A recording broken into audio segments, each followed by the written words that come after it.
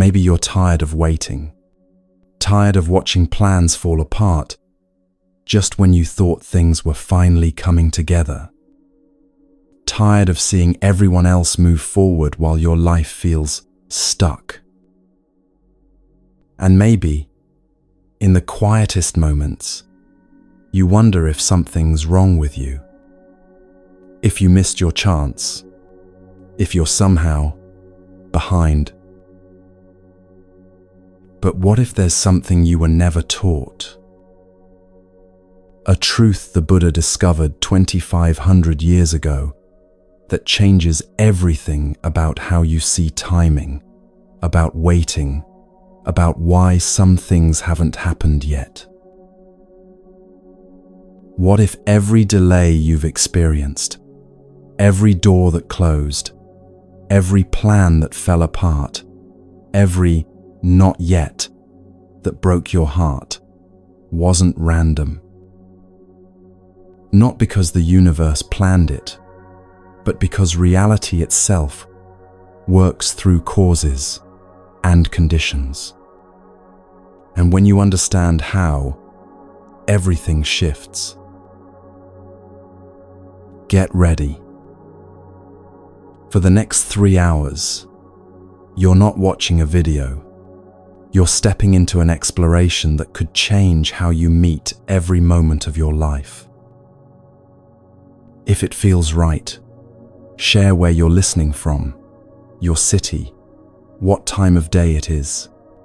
Let's create something rare, a quiet moment of global connection. Now find somewhere safe, dim the lights, wrap yourself in something soft. Let the world outside wait.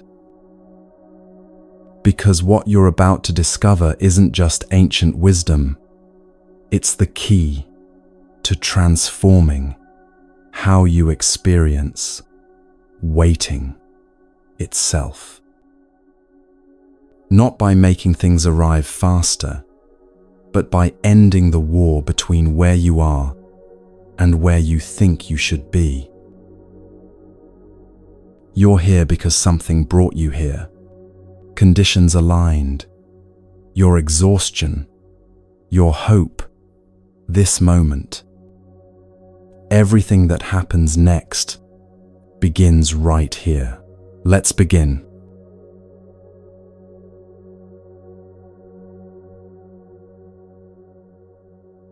There's a teaching the Buddha shared 2,500 years ago that might be the most practical thing you hear today. It's called the teaching of the 2 arrows. And once you understand it, you'll never see your suffering the same way again. Imagine you're walking through a forest. Suddenly, an arrow flies out of nowhere and strikes you in the shoulder. It hurts. The pain is immediate, sharp, undeniable. This is the first arrow, the actual event that happens to you. Now here's where it gets interesting. Most of us, after being struck by that first arrow, immediately pick up a second arrow and shoot ourselves with it. We do this by asking, "Why me? This isn't fair. I don't deserve this. What did I do wrong?" That second arrow, that's the suffering we create through our resistance to what already happened. And here's the truth that might set you free. While you can't always avoid the first arrow, the second one is completely optional.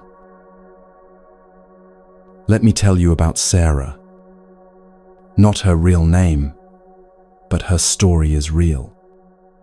3 years ago, she was supposed to catch a flight to interview for her dream job. She'd been preparing for months. This was the opportunity she'd been waiting for her entire career. She left early, planned everything perfectly. But the universe had different conditions in motion that day. An accident on the highway. Traffic stopped completely. She watched the minutes tick by, watched her departure time pass, watched her dreams slip away while sitting in a car that wouldn't move. The first arrow had struck. She missed her flight. That was painful enough. But then came the second arrow, the one she shot herself with. For weeks, she replayed that morning. She should have left earlier. She should have taken a different route. She should have checked traffic reports more carefully. The missing of the flight hurt, but the resistance to having missed it, that's what was destroying her. Here's what she didn't know then. 6 months later, a colleague who had taken a position at that company called her. The company was imploding. Toxic leadership, layoffs coming, people jumping ship. The job she'd mourned not getting would have derailed her career and devastated her mental health. Was this destiny? No, the universe didn't plan this to protect her. That's not how Buddhism understands reality. What happened was this: causes and conditions. The accident that caused the traffic had its own causes. Perhaps someone was distracted. Perhaps a tire blew. Perhaps weather played a role. Those causes had causes. Everything connected. Everything arising from what came before. The company's problems existed before her interview. Those conditions were already in motion. Her missing the flight didn't create a better outcome. The conditions simply weren't right for that particular path, and other conditions led her elsewhere. This is what the Buddha called dependent origination. Everything that exists, everything that happens, arises from causes and conditions coming together. Nothing stands alone. Nothing happens in isolation. Everything is connected to everything else in an endless web of causation. When you understand this deeply, something remarkable happens to your suffering. You stop taking things personally, not because you become cold or detached, but because you see clearly what's happening isn't about you being good or bad, worthy or unworthy. It's about conditions. Think about a seed for a moment. You plant it in soil, and then you wait. Days pass. Nothing visible happens. But underground, invisible to your eye, that seed is responding to conditions. Is the soil warm enough? Is there enough moisture? Are nutrients present? Is oxygen available? The seed doesn't sprout because you want it to. It doesn't sprout because you deserve it. It sprouts when, and only when, all the necessary conditions come together. You could stand over that seed every single day, demanding it grow. You could cry about how long it's taking.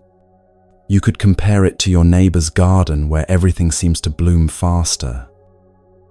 None of that changes anything. The seed responds only to conditions, not to your urgency or your worthiness. This isn't cold comfort. This is liberation. Because when you understand that things arise from conditions, you stop asking the wrong questions. You stop asking, why is this happening to me?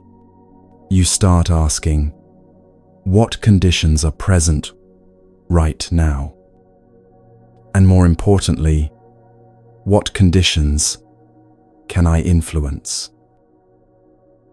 The Buddha said something that often gets translated as, pain is inevitable, suffering is optional. Let's sit with that for a moment. Pain, the first arrow, comes with being alive. Bodies get sick, plans fall through, people leave, jobs end, dreams sometimes don't materialize the way we hoped. This is the nature of being human in a world where everything is constantly changing, constantly subject to conditions beyond our control. But suffering, the second arrow, that's different. Suffering is what we add to pain through our resistance, our stories, our refusal to accept what is. You lose your job. That's the first arrow. And yes, it hurts. You need income. You had plans. You feel shocked and disoriented. All of that is the natural pain of change. But then you start shooting the second arrow. I'm a failure. I'll never find another job. Everyone will judge me. My life is ruined. I should have seen this coming. I should have worked harder. Notice the difference. The first arrow is clean pain, direct, immediate, related to actual circumstances. The second arrow is the suffering we create by fighting with reality, by telling ourselves stories about what it means, by catastrophizing about the future or regretting the past. Most of us spend very little time with the first arrow and enormous amounts of time with the second. Here's what this looks like in real time. You're waiting for someone to text you back. Maybe it's someone you just started dating. Maybe it's a friend you're worried about. Maybe it's a potential employer. Hours pass. No response. The first arrow might be a moment of disappointment or concern. Clean, simple, passing. But then the second arrow, they're ignoring me. They don't care. I said something wrong. They've lost interest. I'm always too much or not enough. Nobody ever follows through with me. See how the suffering multiplies? You've gone from a simple moment of waiting to a full narrative about your worthlessness, all while the actual situation might be that their phone died, they got busy, they're dealing with their own challenges. The conditions for them responding haven't aligned yet. That's all. Not because you're unworthy, not because something is wrong with you, just conditions. This understanding doesn't make you passive. It makes you powerful. Because when you stop wasting energy shooting yourself with second arrows, you have that energy available for what actually matters, responding skillfully to the conditions that are present. Let me share another story. There was a farmer in ancient times.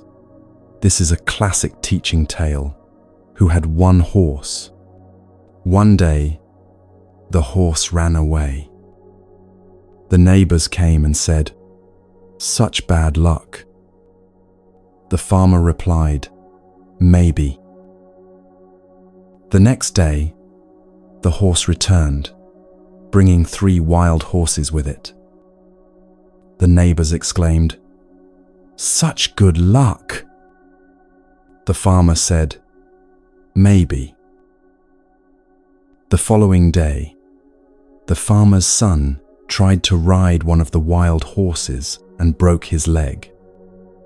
"Such bad luck," cried the neighbors. "Maybe," said the farmer. The day after, military officials came to draft young men into the army, but they passed over the farmer's son because of his broken leg.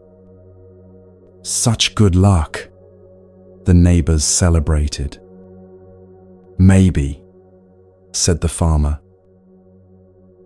This story isn't about being detached or not caring.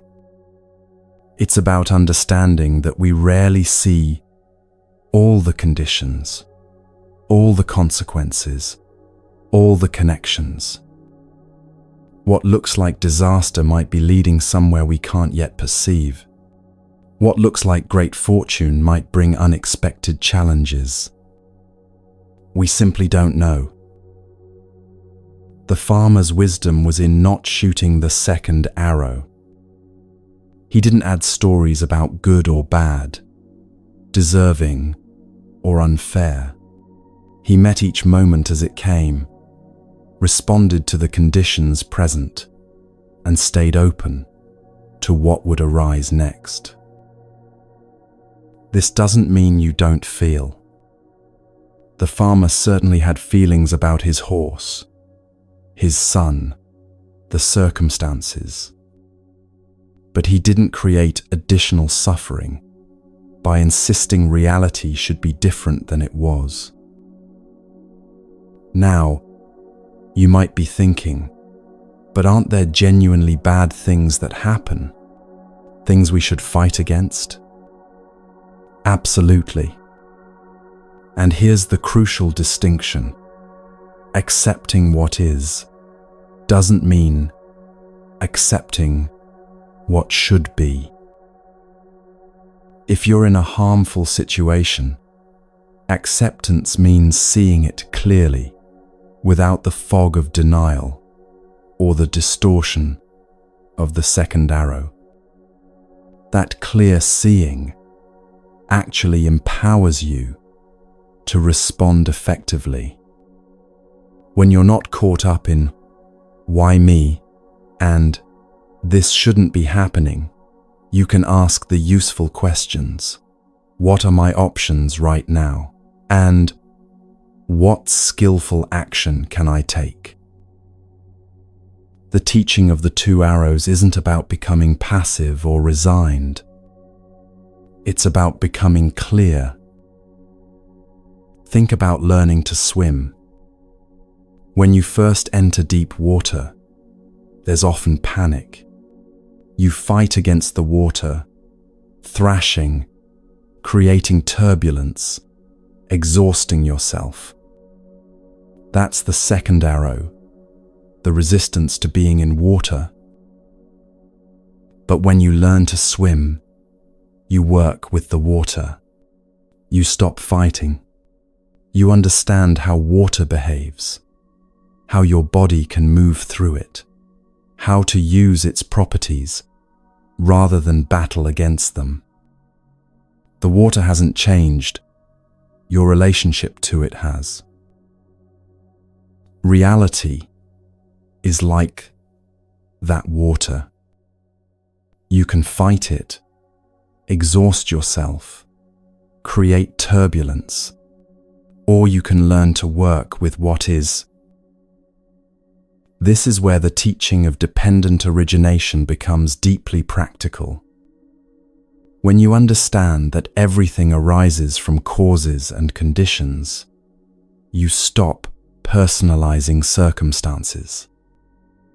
The traffic jam that made you late, it arose from causes, weather, number of cars, road construction, 1,000 factors that have nothing to do with you being good or bad.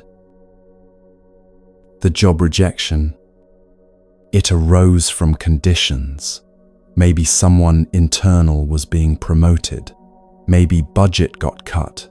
Maybe they wanted different experience. Maybe the hiring manager had unconscious biases. Maybe timing was off. Conditions upon conditions, none of which are about your fundamental worth as a human being. The relationship that ended.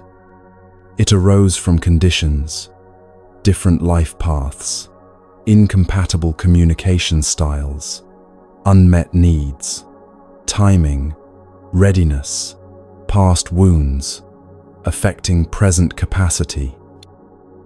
Two people whose conditions didn't align for a shared path forward.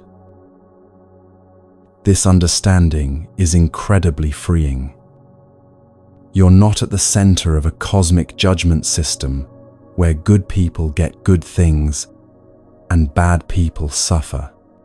You're part of an incomprehensibly complex web of causes and conditions, and sometimes the conditions align for what you want, and sometimes they don't.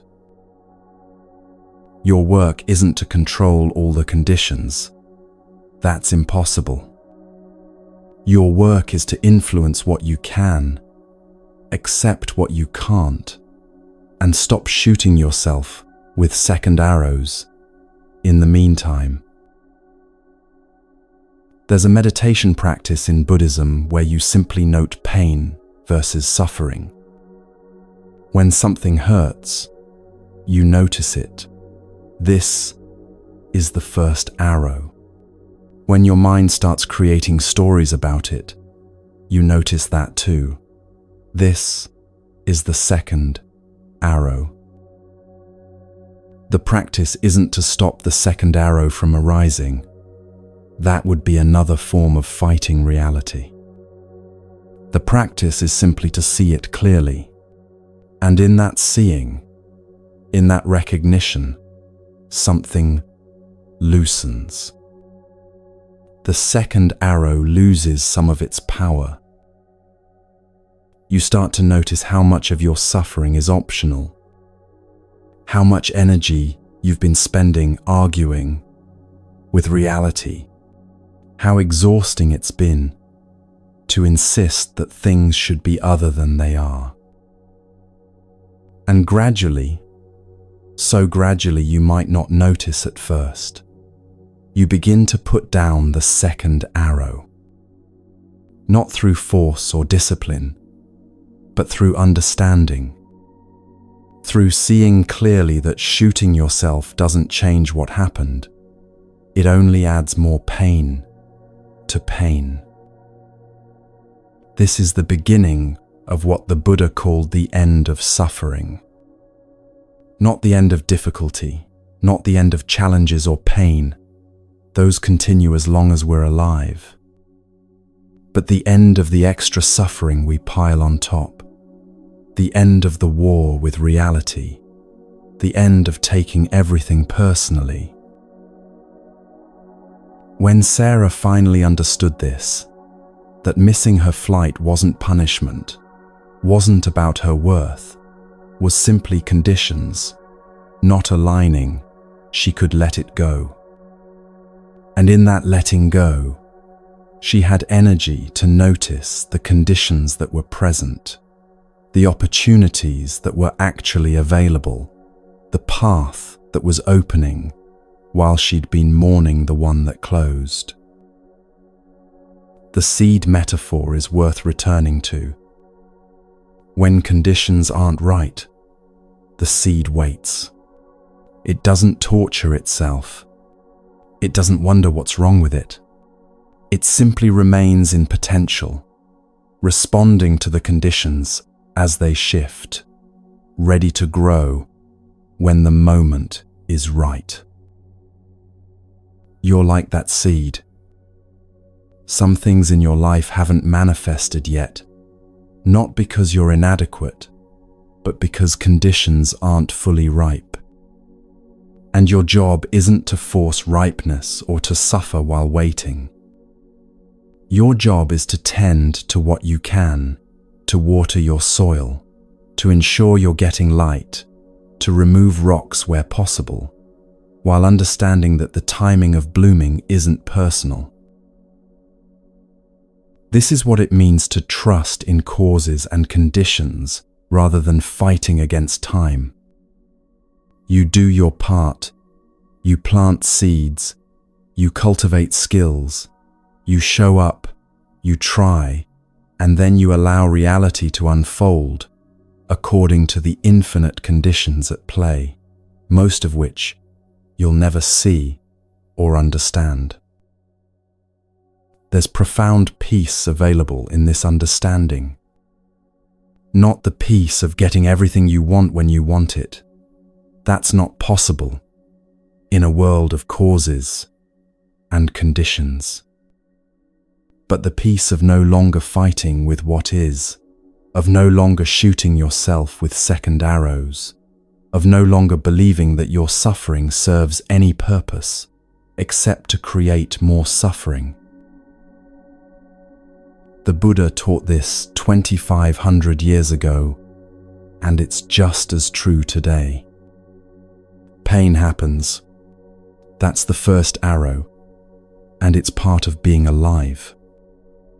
But suffering, the second arrow, that's optional. That's something we do to ourselves through resistance, through fighting reality, through insisting things should be different than they are. You can put that arrow down any time. You can stop fighting and start accepting. Not accepting that things can't change, but accepting what is true right now, in this moment, so you can respond clearly rather than react from resistance. The first step is simply noticing. When something hurts, can you distinguish the actual pain from the story you're telling about it? Can you feel where the first arrow struck? And can you see where you picked up the second one? That noticing, that clear seeing, that's the beginning of freedom. Because when you understand that suffering is optional, when you see how you create it through resistance, when you recognize that everything arises from causes and conditions that are mostly beyond your control, you stop taking life so personally. And in that not taking personally, there's space. Space to breathe. Space to respond skillfully. Space to be present with what is, rather than tortured by what isn't. This is what the Buddha offered, not a way to avoid pain, but a way to stop creating unnecessary suffering on top of it. Not a promise that life will be easy, but a path to meet difficulty without multiplying it through resistance. The teaching is simple, but living it takes practice. Every single day, you'll have opportunities to notice the two arrows. Every day, you'll have chances to put down the second one. Some days you'll remember, some days you won't. That's okay too. That's also just conditions. The path isn't about perfection. It's about understanding. And understanding grows gradually, through repeated recognition, through seeing again and again how you suffer and how you could suffer less.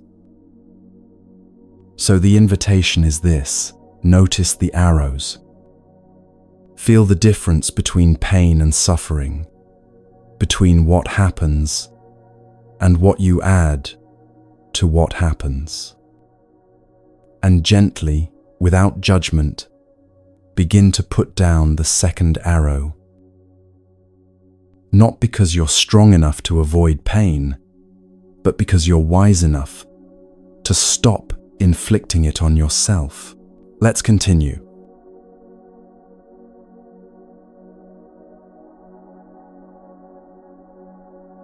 There's something most of us believe that creates more suffering than almost anything else. We believe we can control things. We believe that if we just plan carefully enough, work hard enough, anticipate every possibility, we can make life go the way we want it to. And when it doesn't, when things slip through our carefully constructed plans, we tighten our grip even more. The Buddha taught about this 2,500 years ago. He called it upadana, clinging, and he identified it as one of the root causes of human suffering. But here's what makes this teaching so profound. The Buddha wasn't just talking about clinging to things like money or relationships. He was pointing to something deeper, our clinging to the illusion that there's a permanent, separate self that can control reality. Let's start with what control actually costs us. In Buddhist teaching, there are three primary forms of clinging that trap us. The first is clinging to sense pleasures. We grasp at experiences that feel good and push away ones that don't. The second is clinging to views and opinions. We hold tightly to our beliefs about how things are or should be. The third is clinging to rituals and practices. We believe that if we just perform the right actions in the right way, we can control outcomes. Notice something about all three. They're all attempts to create permanence in an impermanent world, to establish control in a reality that's constantly flowing and changing. Here's a story that illustrates this perfectly. It's an old teaching tale about how hunters in certain parts of Asia would catch monkeys. They'd take a coconut, drill a hole in it just big enough for a monkey's hand to fit through, and put rice inside. Then, they'd secure the coconut to a tree. A monkey would come along, smell the rice, reach its hand into the coconut and grab a fistful. But here's the thing, with its fist clenched around the rice, the monkey's hand was too big to pull back through the hole. The monkey was trapped, but not really. At any moment, it could have let go of the rice and pulled its hand free. The trap wasn't the coconut.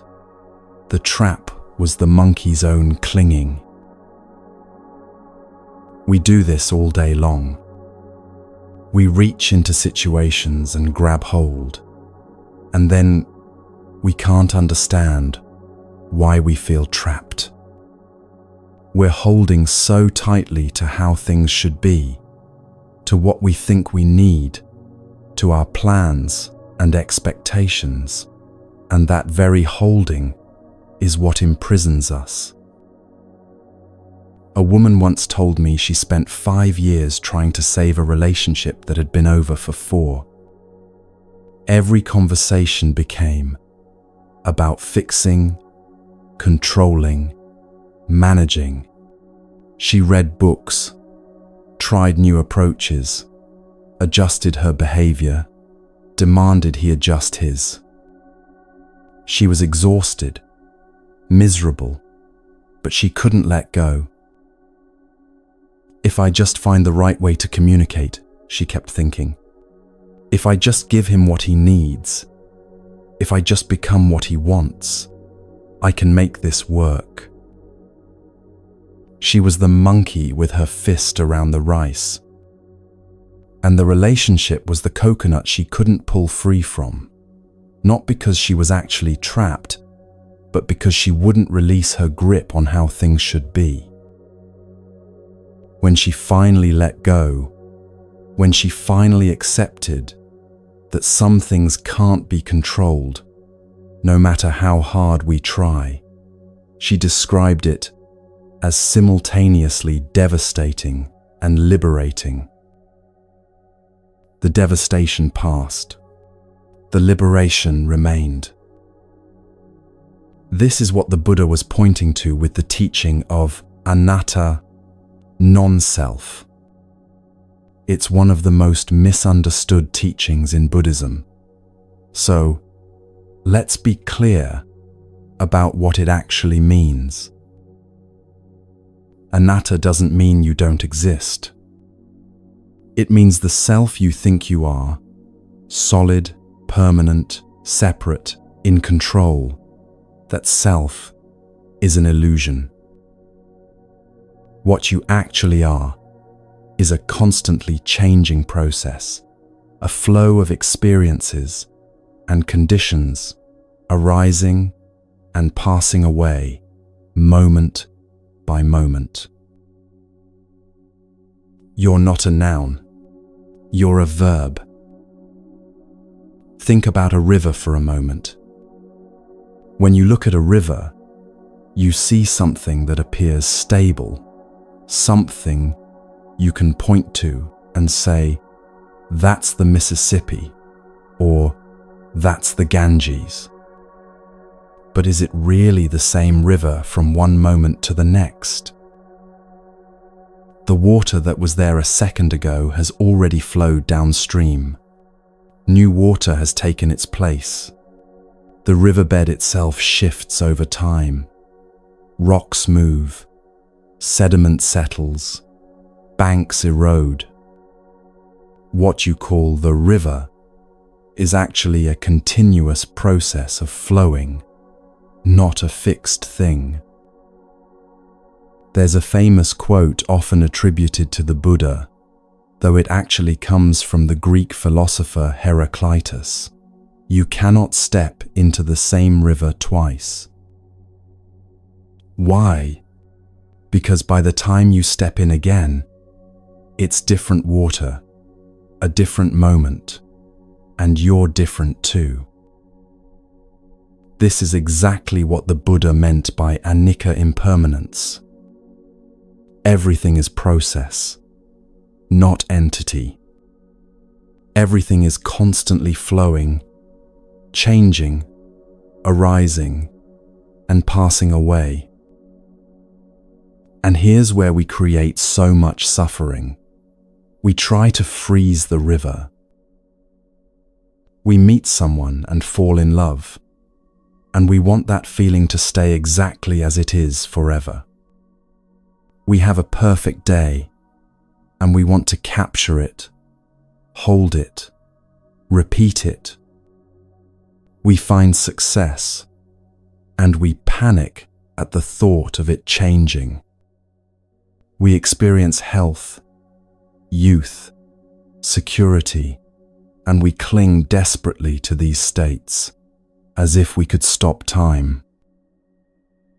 But the river keeps flowing, and our attempts to freeze it, to control it, to make it stay as we want it, this is what creates suffering. I know someone who kept every piece of clothing his children wore as babies, every toy, every book, every drawing. His garage was filled with boxes he never opened, items he couldn't use, memories preserved in plastic bins. He was trying to hold on to a version of his children that no longer existed, a time that had already flowed past. His kids are teenagers now. He's so busy clinging to who they were that he keeps missing who they are. This is what control costs us. It costs us the present moment. It costs us our energy, our peace, our ability to respond to what's actually happening right now. It costs us authentic connection because we're relating to our idea of how things should be, rather than how they actually are. And here's the deepest cost. Clinging to control reinforces the illusion of a separate, permanent self that needs to be protected and defended. When you believe you're a fixed entity that exists independently, separate from everything else, then you need to control your environment to ensure your safety and satisfaction. You need things to go your way because you believe there's a you whose interests must be served. But when you begin to see through this illusion, when you start to recognize yourself as part of the flowing river rather than something standing apart from it, the desperate need for control begins to ease.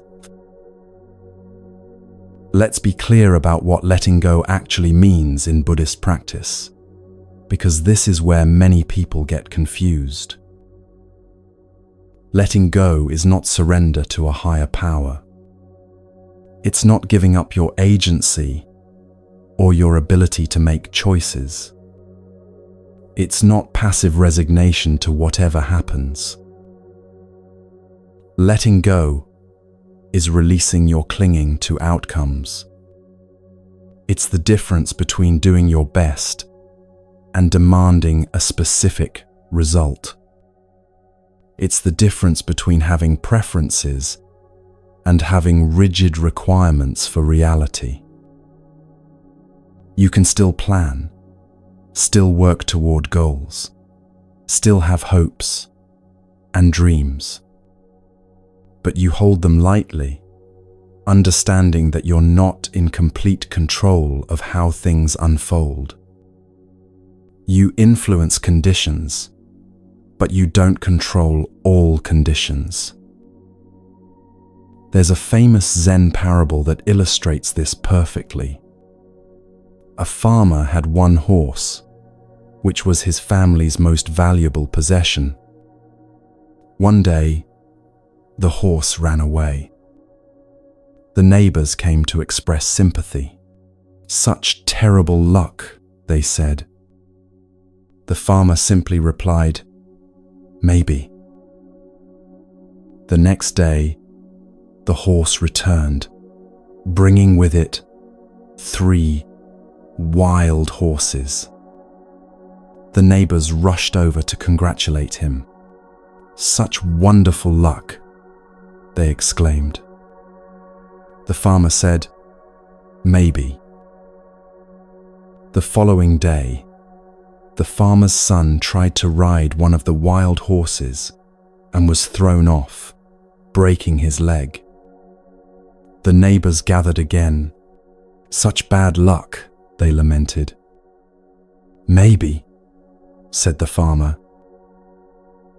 The day after that, military officials came through the village, conscripting all able-bodied young men for war. They passed over the farmer's son because of his broken leg. "Such amazing luck," the neighbors celebrated. "Maybe," said the farmer. This story isn't teaching detachment in the sense of not caring. The farmer certainly cared about his horse, his son, his family's well-being. But he understood something crucial. He couldn't see all the conditions, all the consequences, all the ways things would unfold. What looked like disaster might lead somewhere beneficial. What looked like fortune might bring unexpected challenges. He couldn't control the flow of events, and he knew it. So instead of clinging to outcomes, instead of constantly grasping at good and pushing away bad, he stayed present with what was actually happening and responded to each situation as it arose. This is what it means to let go in Buddhist practice.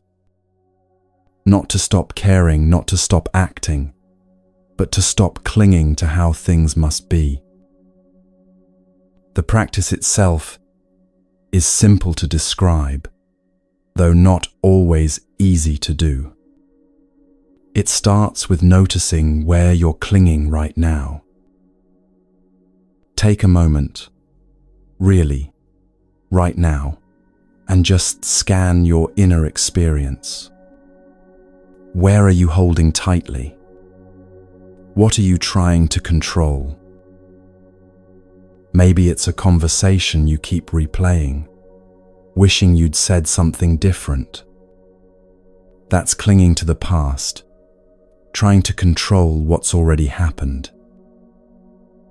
Maybe it's worry about tomorrow, next week, next year, rehearsing scenarios, planning conversations, trying to anticipate and manage every possibility.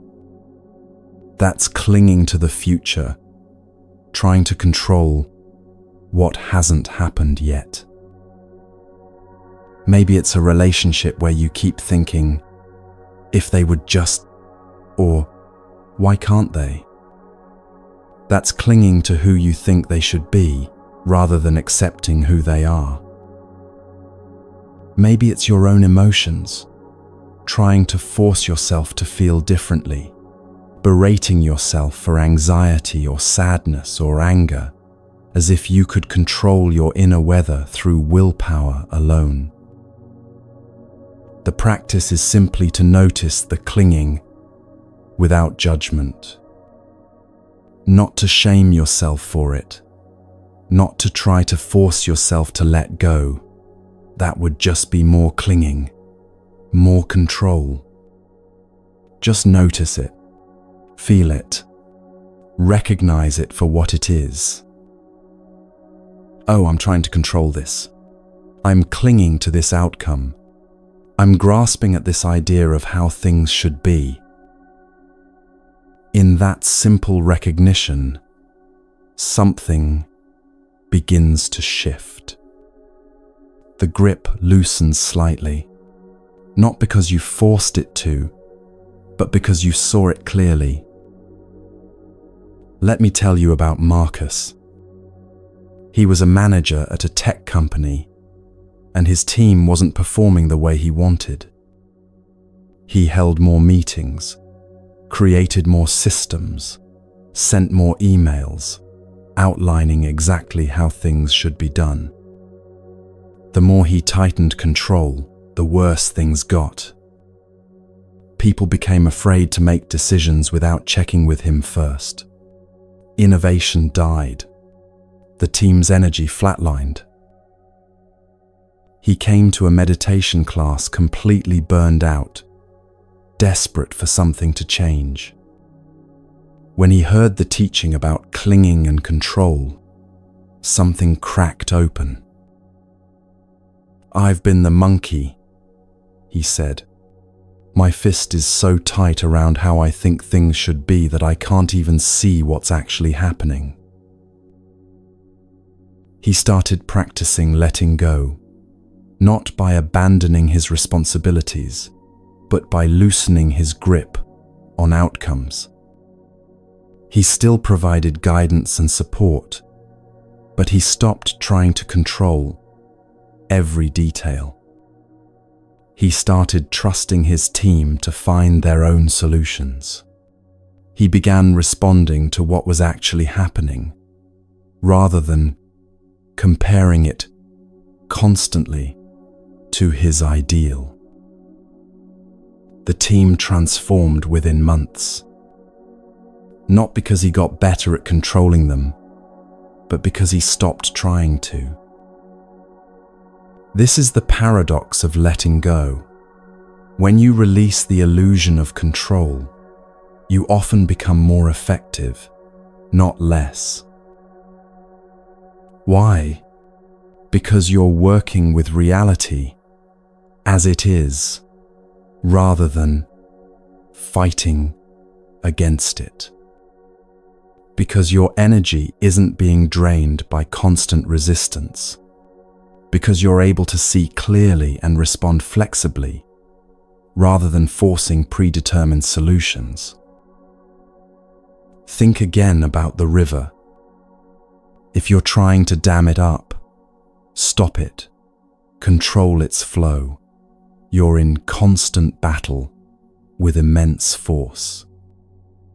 But if you understand the river's nature, if you work with its flow rather than against it, you can navigate it skillfully.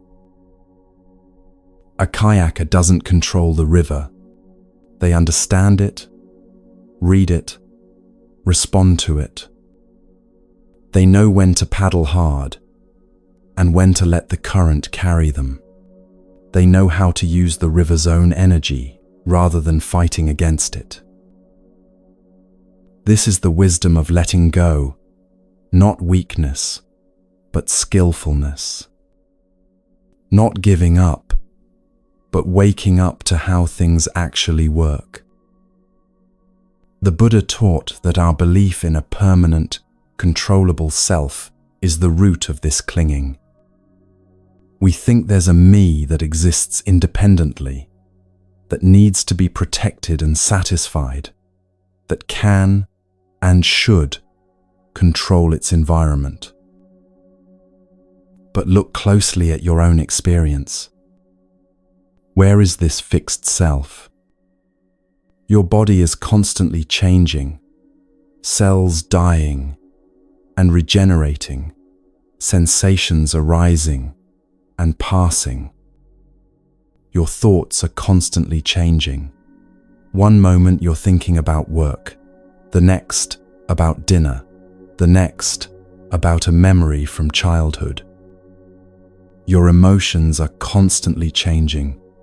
Peaceful 1 hour, irritated the next, content the next. What we call self is actually a flowing process, not a fixed entity.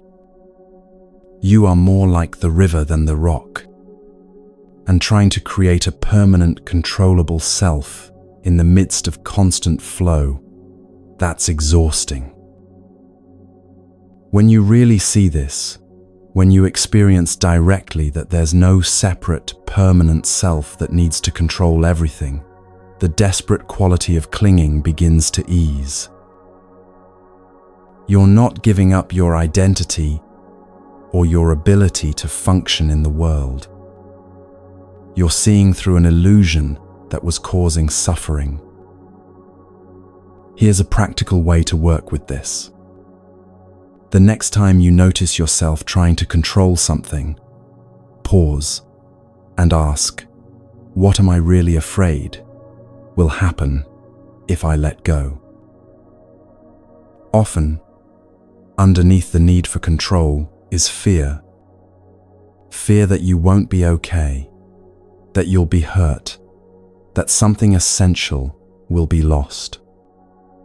And underneath that fear is the belief in a vulnerable, separate self that needs protecting. But when you look directly at that fear, when you turn toward it, rather than trying to control it away, you might discover something surprising. You're more resilient than you thought. You've survived every moment of your life so far, including many you couldn't control. You have the capacity to meet what comes. This doesn't mean nothing bad will ever happen. It means you don't need to exhaust yourself trying to prevent every possibility of difficulty. It means you can trust in your own ability to respond, to adapt, to continue flowing like the river, rather than trying to freeze into permanent safety. The teaching of letting go isn't about becoming passive or not caring about anything. It's about distinguishing between what you can actually influence and what you can't, and then releasing your grip on the latter. You can influence your own actions, your own responses, your own practice. You can create conditions that make certain outcomes more likely. But you can't control other people, circumstances, the flow of life itself. And the energy you waste trying to control what you can't, that energy could be used for what you actually can do, showing up fully present, responding with wisdom and compassion, cultivating peace in your own mind. There's a meditation practice where you simply notice the breath without trying to control it. You're not making it deeper or slower or different in any way. You're just observing it as it naturally is. At first, this is surprisingly difficult. You'll catch yourself trying to breathe in a certain way, trying to make it better, trying to control even this simple, automatic process. But gradually, you learn to just let the breath be what it is. And in that practice of not controlling the breath, you're learning something deeper, how to not control life, how to let things be as they are, while still remaining present and engaged. This is the freedom the Buddha pointed to. Not the freedom to control everything, which is impossible and exhausting, but the freedom that comes from releasing the illusion that you need to control everything. The monkey can free its hand from the coconut any time it wants. It just has to let go of the rice. You can free yourself from so much suffering anytime you want. You just have to let go of the belief that you can and must control how life unfolds. This doesn't happen all at once. You'll grab hold again, many times. You'll find yourself trying to control, trying to force, trying to make things be different than they are. That's okay. That's part of the process too. The practice is simply to notice when it happens, to recognize the clinging without judgment, and to gently release when you're ready. And then to notice again and release again, over and over for the rest of your life. This is not defeat. This is wisdom. This is learning to swim with the current, rather than exhausting yourself swimming against it. The river is going to flow whether you try to control it or not. Your life is going to unfold through causes and conditions that are mostly beyond your influence. The question is, will you exhaust yourself trying to freeze what cannot be frozen, or will you learn to flow? The Buddha's answer is clear: let go. Not because you're weak, but because you're wise enough to recognize what you never had control over in the first place. And in that letting go, you might discover something unexpected, that you were never actually separate from the river at all. You are the river. You are the flow. You are the continuous process of arising and passing, of changing and becoming. There's nothing to control because there's no separate controller. There's only this moment, this breath, this experience arising from infinite conditions and flowing into the next moment. That's not loss. That's liberation. Take a breath right now. Notice where you're holding tight. And see if you can soften that grip just a little, just for this moment. That's the practice. That's enough.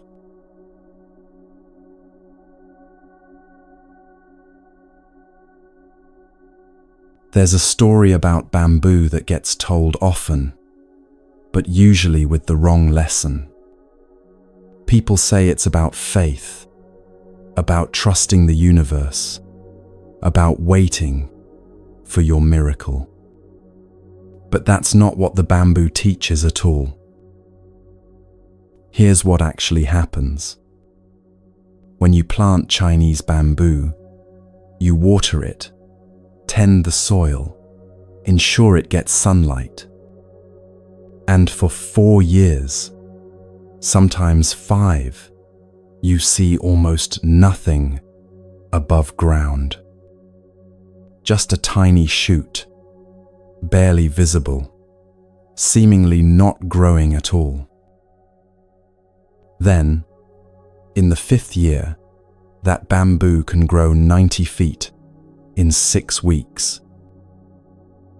The miracle interpretation says, "See, the universe was working in secret. Your breakthrough is coming. Just wait." But that's not what's happening. What's actually happening is this. For those 4 years, the bamboo is growing an extensive root system underground. It's spreading roots in every direction, deep and wide, creating the foundation that will support that dramatic vertical growth. The growth isn't magic.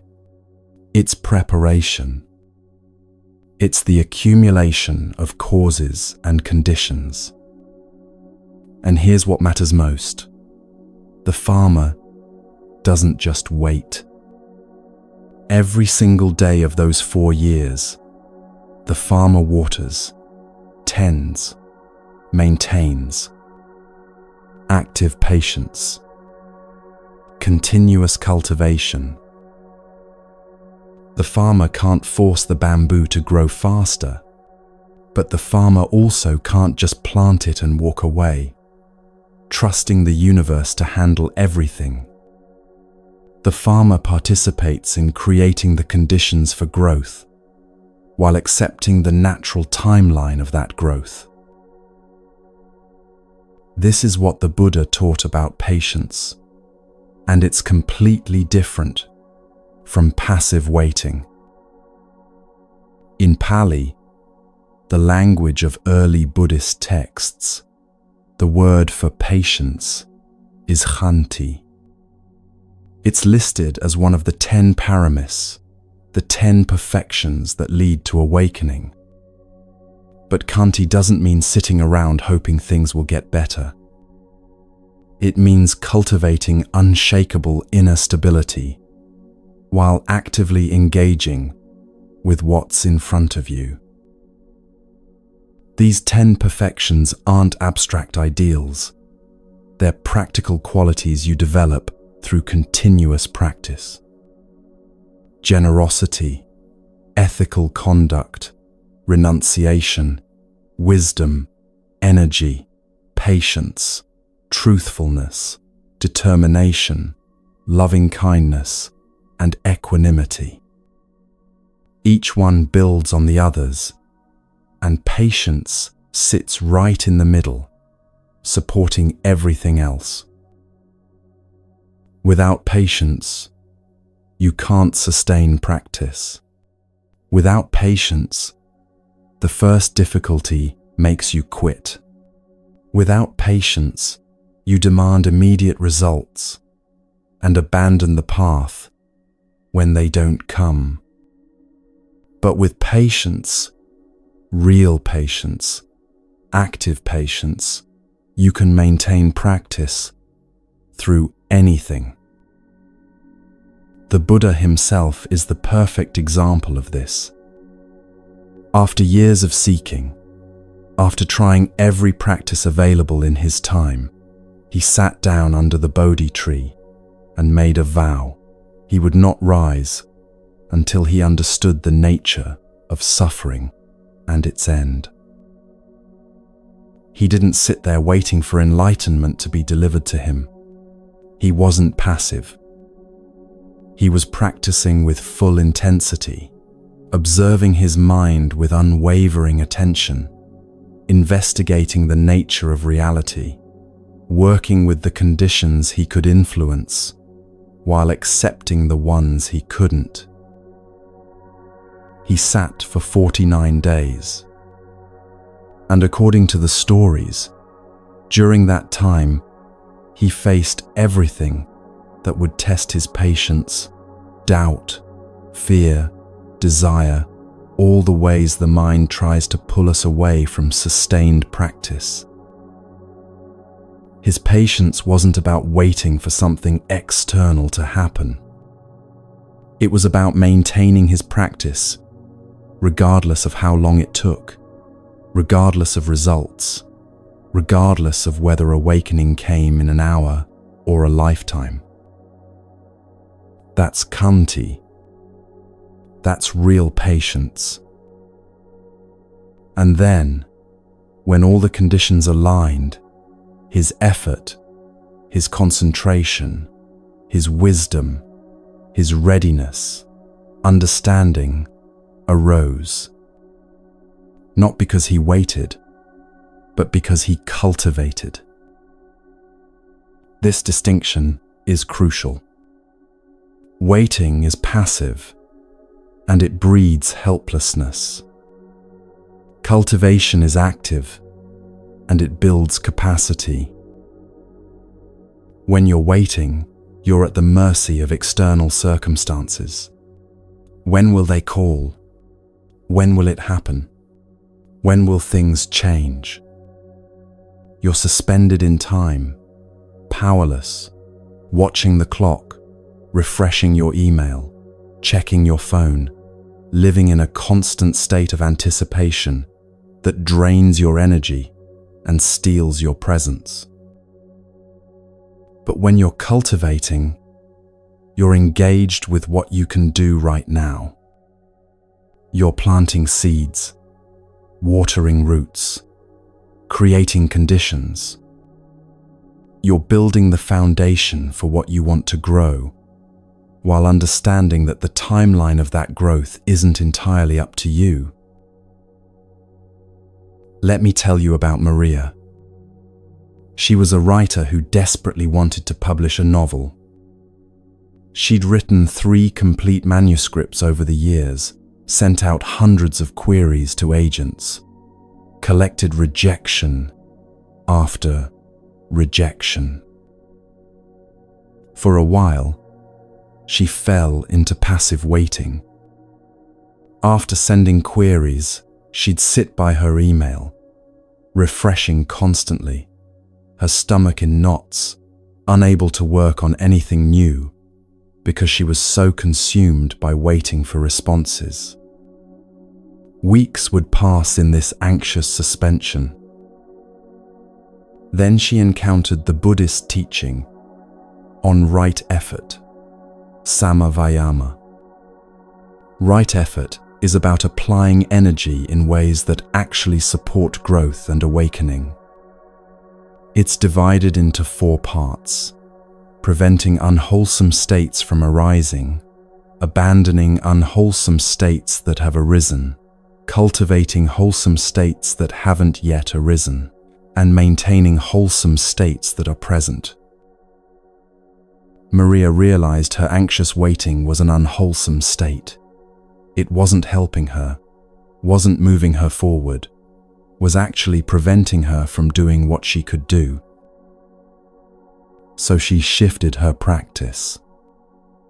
She still sent queries, but then she immediately returned to cultivation, writing the next thing, studying craft, reading widely, joining a writing group, practicing daily. She was creating conditions for her growth as a writer, regardless of whether publication came today or in 10 years. This is active patience.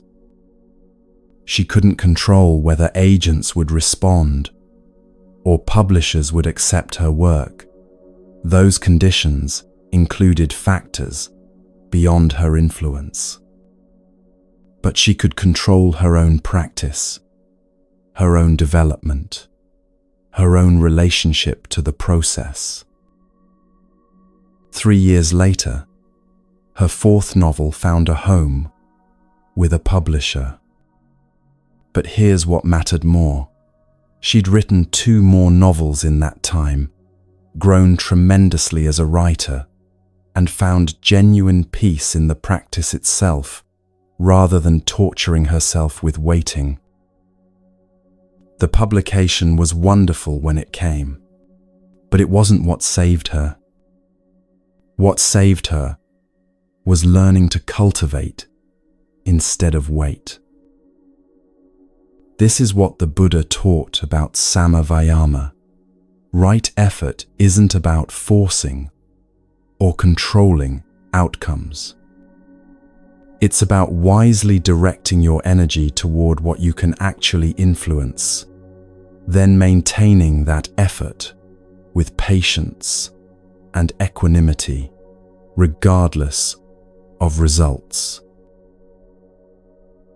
Equanimity, upekkha in Pali, is the other essential quality here. It's often misunderstood as not caring, but that's completely wrong. Equanimity is caring deeply while not being thrown around by outcomes. It's staying steady in the midst of change, maintaining your practice, whether things go well or poorly. Think of a tree in a storm. The branches bend, the leaves shake, but the trunk remains rooted. That's equanimity, flexible enough to move with conditions, but stable at the core. A farmer plants seeds in spring. Some years bring good rain, strong sun, excellent harvest. Other years bring drought or flood or pests. The farmer doesn't control the weather, doesn't control all the conditions that determine harvest.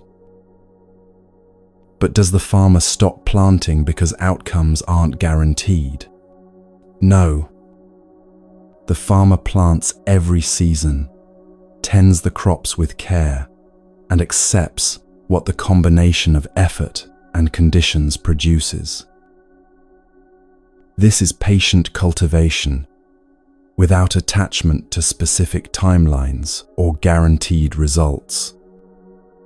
This is what Buddhist practice actually looks like.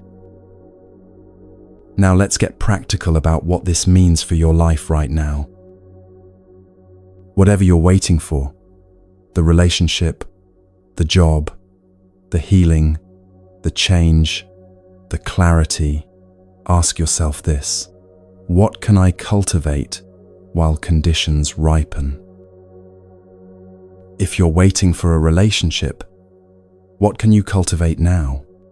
Perhaps learning to be comfortable in your own company, developing interests that genuinely engage you, becoming someone you'd want to spend time with, healing old patterns that might interfere with connection. If you're waiting for a job, what can you cultivate?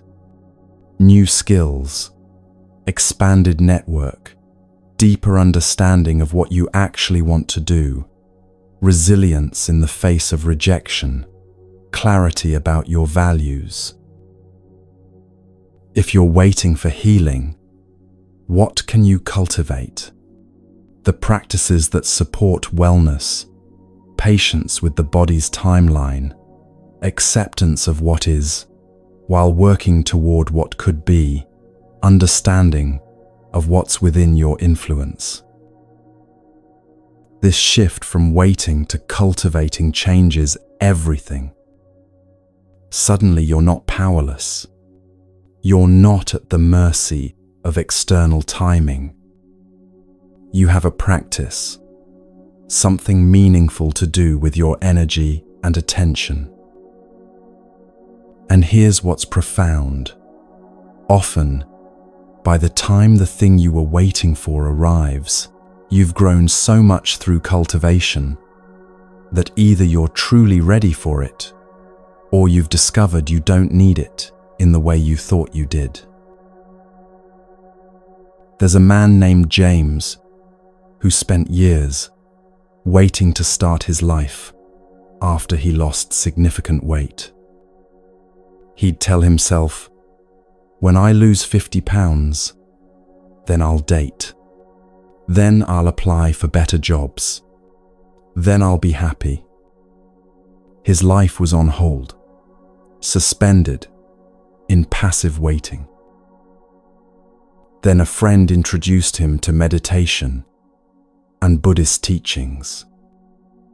He started practicing not just sitting meditation, but the cultivation of qualities he wanted to embody: kindness, confidence, engagement with life. He started doing things he'd postponed, taking a class that interested him, volunteering, actually showing up for his own life. Something shifted. He did eventually lose weight, but it happened naturally, as a side effect of being actively engaged rather than passively waiting. More importantly, by the time he reached his goal weight, he'd already been living fully for 2 years. The weight wasn't the magic threshold he'd imagined. The cultivation was. The Buddha taught that patience isn't about suspending your life until conditions are perfect. It's about engaging fully with the conditions that are present now while maintaining steady effort toward what you're cultivating. This requires 2 things that seem contradictory, but are actually complementary: sustained effort and non-attachment to timeline. Sustained effort means you keep showing up, keep practicing, keep planting and watering, even when you can't see growth happening. Like the farmer with the bamboo, every day, for years, even when nothing seems to be changing. Non-attachment to timeline means you do this without constantly asking, when? Without measuring yourself against others' timelines, without deciding that if it doesn't happen by a certain date, it means something is wrong with you. These 2 together create genuine patience, active, engaged, yet peaceful. I know someone who practiced meditation for 7 years before experiencing what teachers call a breakthrough, a shift in understanding that changed how she related to everything. 7 years of daily practice, with no dramatic experiences, no special insights, just showing up to sit with her breath day after day. People asked her, "Didn't you get frustrated? Didn't you want to quit?" She said, "I stopped waiting for something to happen and started appreciating the practice itself." Each day of practice was its own value, regardless of where it led. That's patient cultivation. That's Kanti. And when that breakthrough finally came, she said it didn't feel like something that arrived from outside. It felt like something that had been slowly developing all along, like roots spreading underground, until suddenly conditions were right for it to become visible. This is how causes and conditions work with patience. You don't control the timeline, but you're not passive in the process. You're actively participating in creating the conditions that make growth possible, while accepting that the ripening of those conditions follows its own natural timing. Here's a practice you can start right now. Take something you've been waiting for. Really, think of something specific. Now ask yourself 3 questions. First, what aspects of this are within my influence? Not control, but influence. What can I actually do? Second, what qualities would serve me in this situation? Patience, certainly, but what else? Courage, clarity, resilience, openness. Name them specifically. Third, how can I cultivate those qualities starting today? Not tomorrow when conditions are better, not after something changes, today, with what's available right now. Then do that. Cultivate those qualities through practice. This is active patience. Maybe you're waiting for clarity about a major life decision. You can't force clarity to arrive, but you can cultivate the conditions that support it. Quiet reflection time, journaling, conversations with wise friends, sitting meditation that settles the mind's agitation. Maybe you're waiting for a difficult situation to resolve. You can't control all the factors, but you can cultivate the inner stability that helps you remain balanced regardless of how long it takes. Maybe you're waiting to feel ready for something you want to do. You can't force readiness, but you can cultivate the skills and confidence that contribute to it. This is the teaching. Patience is not passive, it's preparatory. You're not suspended in time waiting for something external to rescue you. You're actively engaged in creating the conditions for what you want to grow, while understanding that growth follows its own timeline. The Buddha sat under the Bodhi tree with this understanding. He wasn't waiting for enlightenment to happen to him. He was practicing with full commitment until the conditions for awakening ripened. Some nights, probably, he wondered if he was wasting his time. Some mornings, likely, he felt no closer than when he started. But he kept practicing. And when understanding arose, it arose not because time passed, but because continuous practice created the conditions for understanding to arise. Your life works the same way. Time passing doesn't create change. Causes and conditions create change. And while you can't control all conditions, you can influence many of them through sustained, patient cultivation. The bamboo farmer waters the invisible roots for years. Your practice might feel invisible too. You're working on yourself, developing qualities, creating conditions, and nothing dramatic seems to be happening. That's okay. That's normal. That's how cultivation works. Underground, unseen, roots are spreading. Inner capacity is developing. conditions are slowly aligning. And one day, perhaps when you least expect it, growth becomes visible, not because you waited, but because you cultivated. Think about learning any skill, playing an instrument, speaking a language, building strength. The first weeks, sometimes months, feel like nothing is happening. You practice scales that sound clumsy, conjugate verbs you immediately forget, lift weights that barely budge. Progress is invisible. But if you keep practicing, if you maintain effort without demanding immediate results, something remarkable happens. One day you sit down at the piano and your fingers know where to go. One day you realize you understood an entire conversation in another language. One day you notice the weights that once seemed impossible are now your warm-up.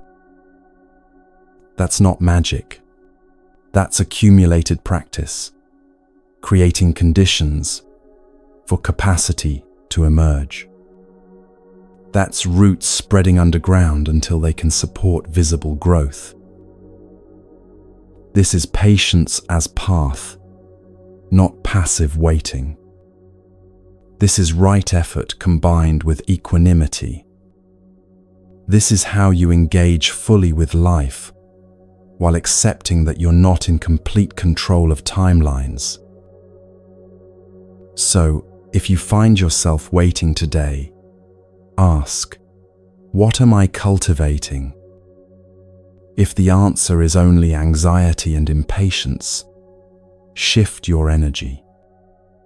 Find something you can practice, some quality you can develop, some condition you can influence. Water your roots, even when nothing is visible above ground. Trust not in the universe or fate, but in the natural way that causes and conditions work, slowly, invisibly, but surely. Your patience is not passive endurance of time passing. It's active engagement with the present moment, cultivating what you can, accepting what you can't, maintaining your practice, regardless of results. That's the path. That's Kanti. That's how growth actually happens. Keep watering your bamboo.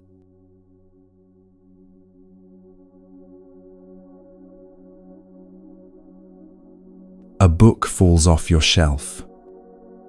You pick it up, and it opens to a page with exactly the message you needed to hear that day. Your phone rings just as you were thinking about someone.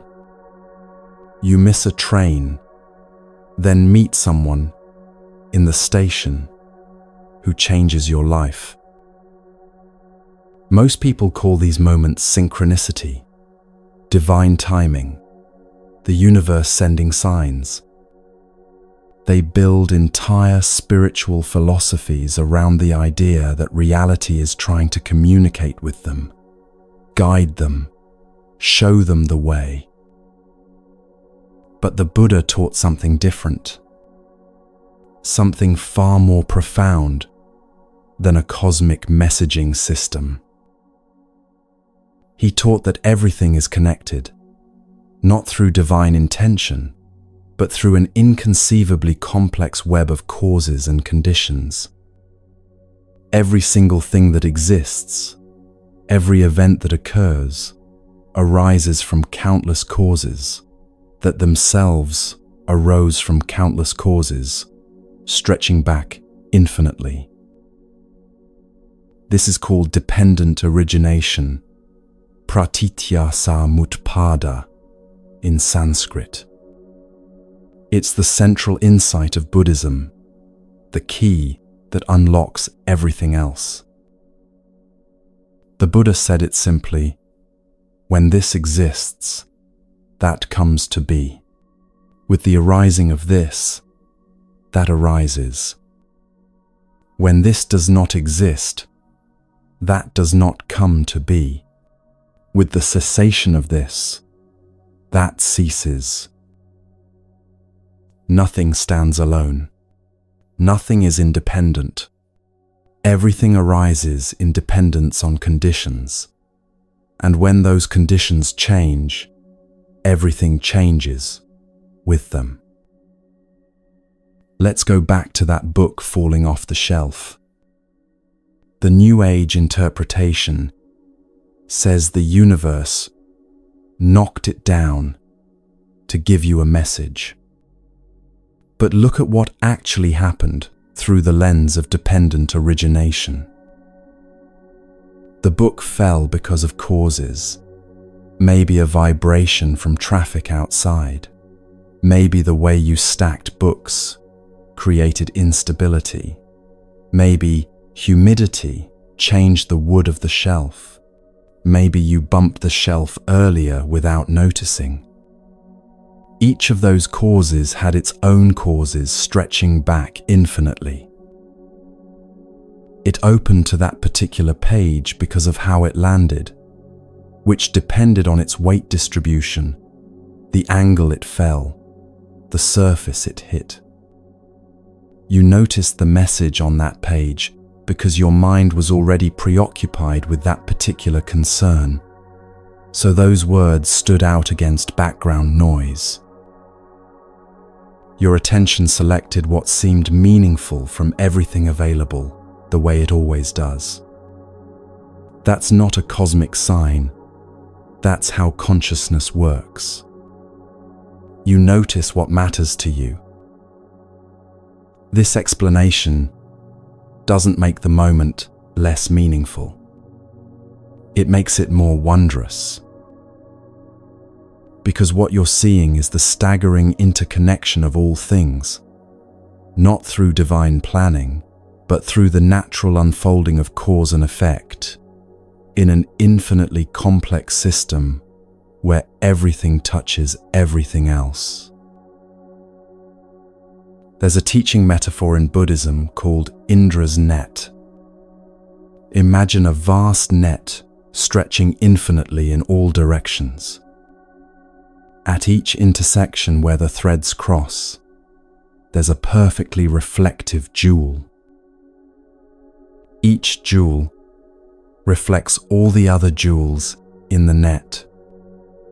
And because each jewel reflects all the others, each jewel also reflects the reflections in all the other jewels, which themselves contain reflections of reflections infinitely. This is reality. Not a metaphor for reality. This is how things actually are. Every phenomenon reflects and is reflected by every other phenomenon. Everything interpenetrates everything else through endless chains of causation. You are one jewel in this infinite net. Your existence depends on the existence of everything else. The air you breathe, the food you eat, the ground beneath your feet, the people who raised you, the countless beings and conditions that made your life possible. And your existence affects everything else in turn. Every action you take sends ripples through the net, influencing conditions near and far, in ways you'll never fully see. This is what the Buddha meant by interconnection. Not that a cosmic intelligence is arranging meaningful coincidences for you, but that reality is so deeply interconnected that the boundary between self and other, between your life and the rest of existence, is ultimately artificial. A woman once told me about an experience that convinced her the universe was sending her signs. She was torn between 2 job offers and couldn't decide. She went for a walk, asking for a sign, and saw a bird land on a branch directly in front of her. It looked at her. She swears it looked right at her, then flew toward the left. She took the job on the left side of the page in her notebook, and it turned out wonderfully. Was the universe guiding her? No. But was something real happening? Yes. What was happening was this.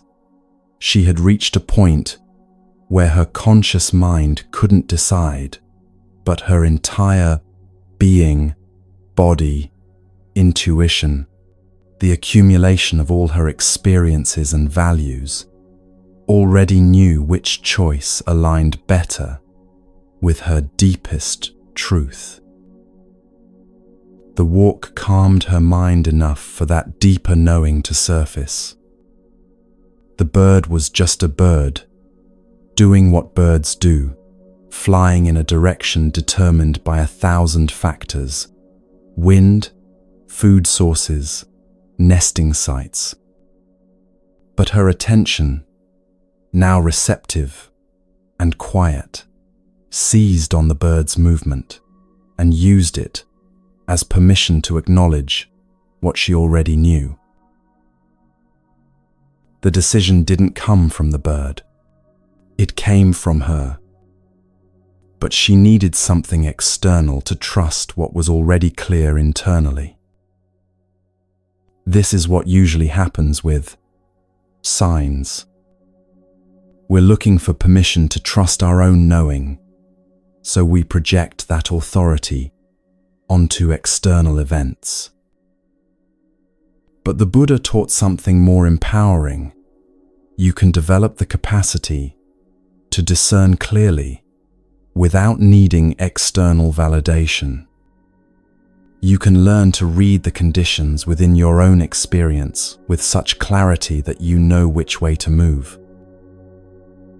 This happens through mindfulness, the practice of paying careful, non-judgmental attention to what's actually happening in your experience right now.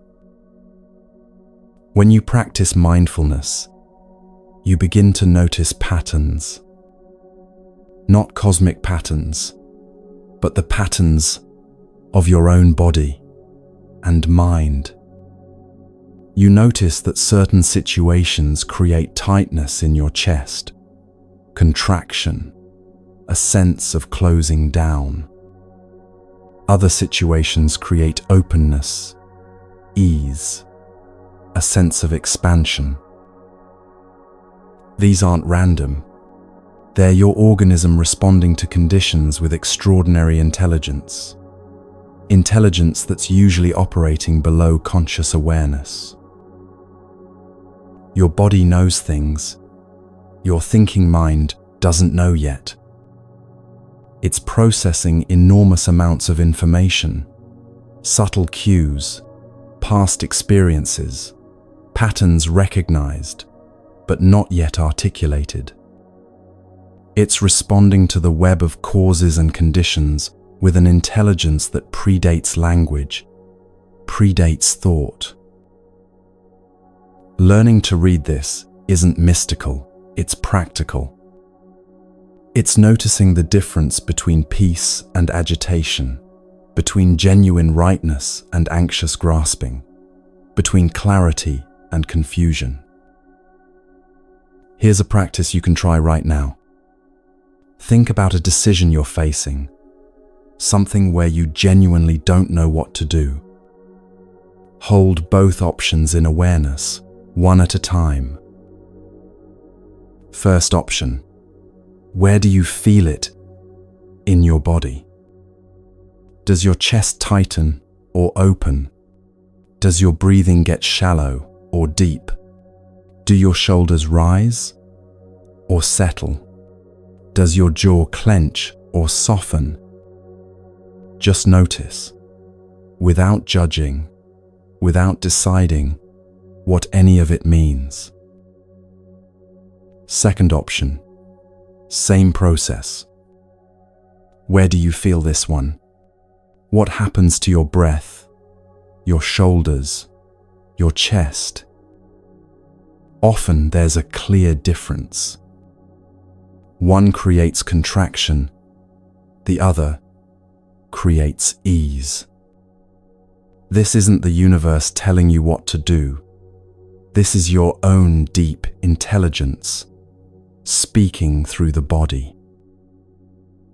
The practice is learning to listen, learning to trust what you're sensing without needing to project it onto cosmic signs or divine guidance.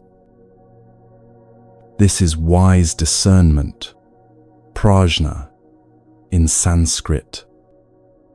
It's not about receiving messages from outside. It's about developing such clarity in your own awareness that you can see conditions as they actually are and respond appropriately. Sometimes people say, "But I've made decisions that felt right in my body, and they turned out badly." Yes, that happens. Because you're not reading the future, you're reading present conditions. And conditions change. What felt right based on the information available, based on conditions as they were, might lead somewhere unexpected when conditions shift. That's not a failure of discernment. That's the nature of living in a reality where everything is constantly changing, where causes and conditions are always in flux. The practice isn't about achieving perfect outcomes. It's about making the clearest choice possible with the conditions present, then accepting that you can't control all the conditions that determine what happens next. This brings us back to trust, but a different kind of trust than trusting the universe. The Buddha's famous last words were, "Be a lamp unto yourself." Don't look for authority outside yourself, not in teachers, not in cosmic signs, not in divine guidance. Develop your own light, your own clarity, your own capacity to see truthfully. This doesn't mean ignoring wisdom from others or thinking you know everything. It means that ultimately, you have to verify truth through your own direct experience. You have to develop your own capacity for discernment rather than constantly seeking external validation. Trust in this context means trusting the process of practice itself. Trusting that when you pay attention clearly, when you practice mindfulness, when you develop concentration and wisdom, your capacity to discern grows. It's trust based on evidence, on direct experience of how practice works. You notice that when you meditate regularly, your mind becomes clearer. When you practice mindfulness, you catch destructive patterns earlier. When you cultivate wisdom, better choices emerge naturally. This kind of trust grows from seeing cause and effect directly in your own life. Not from belief in something you can't verify, but from repeated experience of how certain causes lead to certain effects. Let me tell you about David. For years, he made decisions based on what he thought were signs from the universe. A song on the radio, a repeated number, a dream, he'd interpret these as guidance and act accordingly. Sometimes things worked out, sometimes they didn't, but he never knew if he was reading the signs correctly or just seeing what he wanted to see. Then he started meditating. At first, it had nothing to do with decision-making. He just wanted to feel less anxious. But after months of practice, something shifted. He noticed he could tell the difference between fear and intuition, between grasping and genuine interest, between decisions made from clarity and decisions made from confusion. He didn't need external signs anymore because he'd developed internal discernment. Looking back, he could see how the signs he'd relied on were really just his attention, selecting things that confirmed what some part of him already knew. The universe wasn't sending messages. His own mind was trying to get his attention. When you develop this kind of clarity, you can look back at your life and see the web of causes and conditions that brought you here. Not a divine plan, but an intricate unfolding of countless factors, most of which you never consciously chose, but all of which contributed to this present moment. You see how that job you didn't get led you to the one you have now, how that relationship ending created space for growth you desperately needed, how that difficult period built capacities you're using today. But you're not seeing the hand of God or the universe arranging things for your benefit. You're seeing dependent origination, how effects arise from causes in an endlessly complex web where what seems like misfortune in one moment becomes the condition for something valuable in another. This understanding is liberating because it removes the anxiety of trying to read signs correctly. There are no signs to read. There's just the constant flow of causes and conditions arising and passing away. Your work is to cultivate clarity so you can see conditions as they actually are and respond skillfully. To develop concentration so your mind isn't constantly scattered by distraction. To build wisdom so you understand which actions lead to more suffering and which lead to less. This is practical, verifiable, trustworthy, in a way that, depending on cosmic signs, never can be. So when a door closes, you don't need to tell yourself the universe is protecting you from something. You can simply recognize that conditions weren't aligned for that particular path, and that's information to useful, practical information about reality as it is. When a door opens, you don't need to see it as a sign you're on the right track. You can recognize that conditions have come together in a way that makes this possible right now, and you can evaluate clearly whether it aligns with your values and aspirations. The opening and closing of doors isn't about you being good or bad, deserving or undeserving. It's just conditions, shifting, changing, arising, and ceasing according to causes you sometimes influence and often don't. This might sound cold at first, less comforting than believing in a benevolent universe guiding you.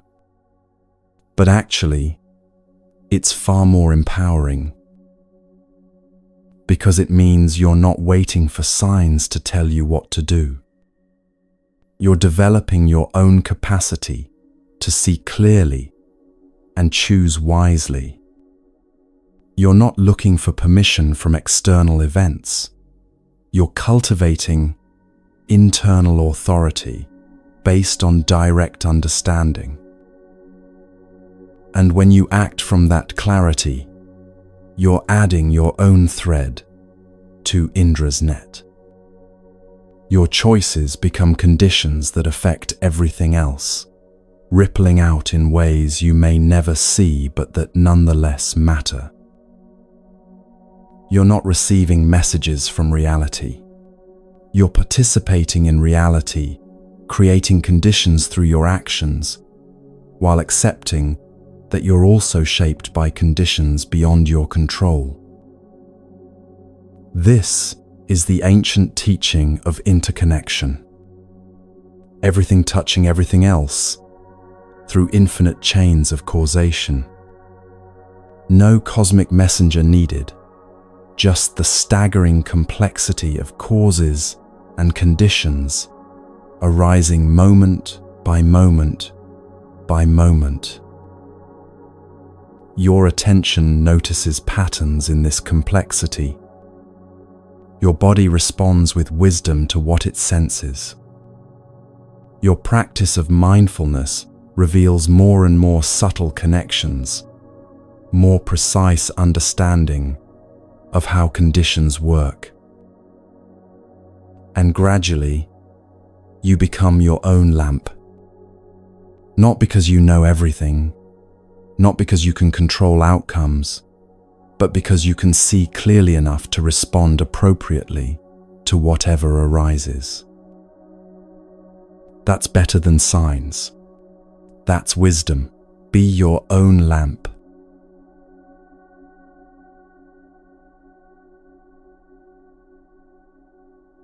Right now, as you read these words, where is your mind? Is it fully here, present with these sentences, or is part of it somewhere else, replaying a conversation from yesterday, planning tomorrow's schedule, worrying about something that might happen next week? Most of us spend very little time in the present moment. We're almost always somewhere else mentally. In the past we can't change, or the future we can't control. But here's what the Buddha taught clearly, repeatedly, at the very heart of his message: there is only now. The past is memory, traces in your mind, stories you tell yourself, interpretations of what happened that shift each time you recall them. The past doesn't exist anywhere except as thought arising in the present moment. The future is imagination, projection, anticipation, planning, worry about what might be. The future doesn't exist anywhere except as thought arising in the present moment. This present moment is the only reality you ever actually experience. Everything else is mental activity happening now, about then. This isn't philosophy or metaphysics. This is direct, verifiable truth. Check your own experience right now. Can you actually touch the past? Can you actually grasp the future? Or is there only this breath, these words, this moment of awareness, reading them? In Zen Buddhism, there's a practice called the tea ceremony, chanoyu. It's not really about tea, though tea is involved. It's about bringing complete attention to each small action, each simple moment, until the ordinary becomes sacred through presence alone. You heat the water, listening to its sound as temperature rises. You measure the tea with full attention. You pour slowly, watching the steam rise, feeling the warmth of the cup in your hands. You lift it to your lips with awareness of each movement. You taste, really taste, the first sip, present with the flavor, the temperature, the sensation. This isn't special tea or a special cup or a special place. What makes it special is attention. What makes it sacred is presence. You can drink tea like this, fully present, or you can drink it while scrolling your phone, thinking about work, planning dinner, barely noticing you're drinking anything at all. Same tea, same cup, completely different experience. One is actually living, the other is existing while mentally elsewhere. The Buddha taught that this presence, awareness, being fully here, is the foundation of everything else. He called it sati, usually translated as mindfulness. It means remembering to be where you are, remembering to return attention to this moment when it wanders into past or future. Without sati, you're living in a dream of memory and projection. With sati, you're awake to the only life that's actually happening, this one, right now. Most people go through entire days barely present. They eat breakfast while planning the morning meeting. They sit in the meeting thinking about the email they need to send. They send the email worried about the conversation they'll have later. They have the conversation already composing their defense for the next difficult interaction. Always somewhere else, never fully here, life passing by unnoticed. And then one day they wake up and years have gone by. They can't remember them clearly because they weren't really present for them. They were thinking about other moments during each moment. And now those moments are gone, and what remains is a vague sense of time lost, life unlived. This is the tragedy the Buddha was pointing to. Not that life is suffering because bad things happen, but that we suffer by not actually being present for the life we have. There's a beautiful teaching in Buddhism about cherry blossoms, sakura. In Japan, people gather each spring to view the cherry trees in bloom, and it's treated as a profound spiritual practice, not just aesthetic enjoyment. Why? Because cherry blossoms last only a few days. They bloom brilliantly, abundantly, and then they fall. The very fact that they're temporary is what makes them precious.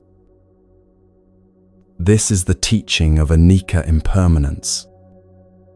The Buddha said, all conditioned things are impermanent. Everything that arises will cease. Everything that comes together will come apart. Nothing lasts. Most of us hear this as bad news. We think it means we can't count on anything, can't trust in stability, are doomed to loss. But that's not what the Buddha meant at all. Impermanence isn't what makes life painful. Impermanence is what makes life possible. If nothing changed, you'd never heal from injury. You'd never recover from heartbreak.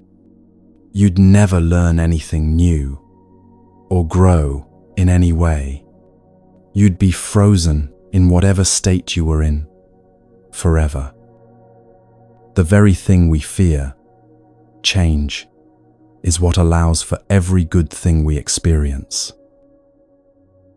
The cherry blossoms aren't precious, despite being temporary.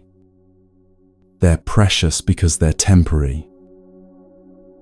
If cherry trees bloomed year-round, forever, would anyone gather to appreciate them? Would their beauty move us the same way? It's precisely because we know they'll be gone soon that we show up fully to witness them while they're here. Your life is exactly like this.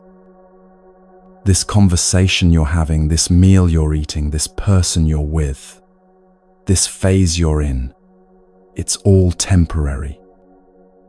And that's not a problem to solve. It's what makes this moment matter. When you deeply understand impermanence, you stop postponing presence. You stop saying, "I'll really appreciate this when," or "I'll be happy after." You recognize that this moment is all you have, and it's already disappearing, even as you experience it. That recognition isn't depressing, it's liberating.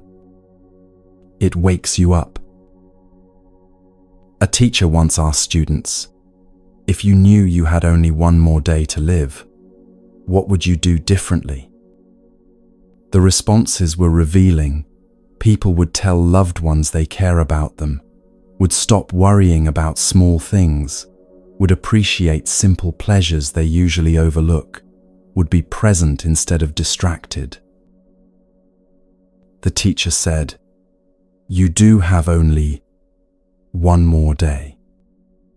This day, you never have more than one day, today.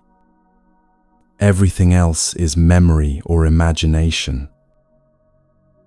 So why wait for a terminal diagnosis to live like someone who understands impermanence? Why postpone being present until some imagined future when you'll have time? This moment, right now, is your life. Not a piece of it, not preparation for it, not waiting for it to really begin. This is it. This is what being alive means. The Buddha taught very simple, practical ways to come back to this present moment. Not complex techniques or mystical practices, just basic awareness of what's actually happening right now. Start with the breath. The breath is always happening in the present. You can't breathe yesterday's breath or tomorrow's breath. Only this breath, right now. So when your mind is spinning in past or future, when you're caught in worry or regret or planning, you can always return to the breath. Just notice it, the sensation of air moving in, the pause, the sensation of air moving out, the pause. You don't have to change it or control it or make it special. Just notice it as it is. That's it. That's the practice. And it's profound because in that simple returning to breath, you're returning to now, to presence, to the only moment that's real. You can do the same with the 5 senses. Right now, what do you hear? Not what you think about what you're hearing, just the raw sound itself. Birds, traffic, wind, silence, the hum of electronics, someone's voice. Just sound, arising and passing in this moment. What do you see? light and shadow, colors, shapes, movement, or stillness. Just seeing, without the story about what you're seeing. What do you feel? The pressure of your body against the chair or bed or floor, the temperature of air on your skin, the weight of clothes, any tension or ease in your muscles, just sensation, happening now. What do you smell or taste? Even if it's subtle, there's always something, the faint scent of your environment, the taste in your mouth, the air you're breathing, carrying information you usually don't notice. These aren't distractions from more important things. These are your actual life, happening right now.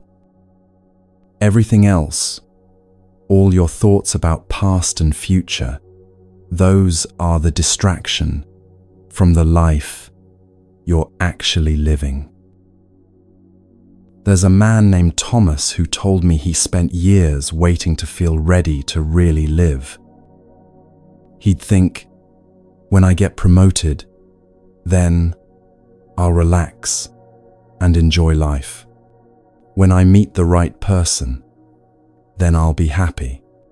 When I have more money, then I'll do the things I want to do. Always when, never now. Then his father died suddenly, without warning.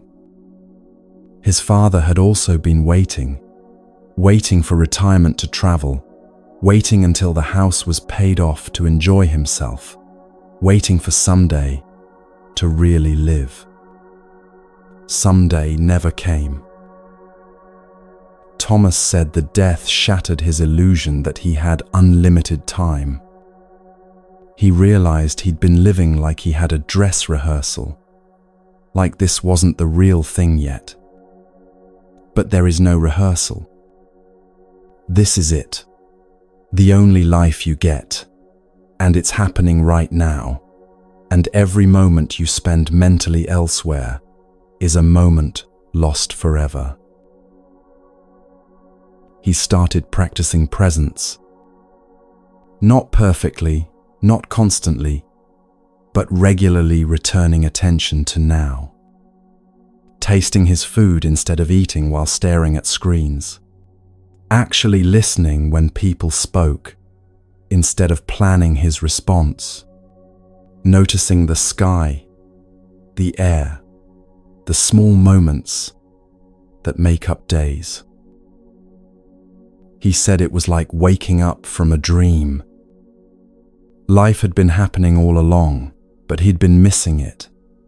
And now he was here, present, actually experiencing the life he had, instead of constantly thinking about the life he would have someday. This is what the Buddha taught about present moment awareness. It's not about achieving anything or getting somewhere. It's about being where you are, fully, without escape, into mental time travel. And the extraordinary thing is that when you're truly present, many of the problems you thought you had dissolve. Right now, in this actual moment, is there a problem? Not the problem you were thinking about from yesterday, or the one you're worried might happen tomorrow.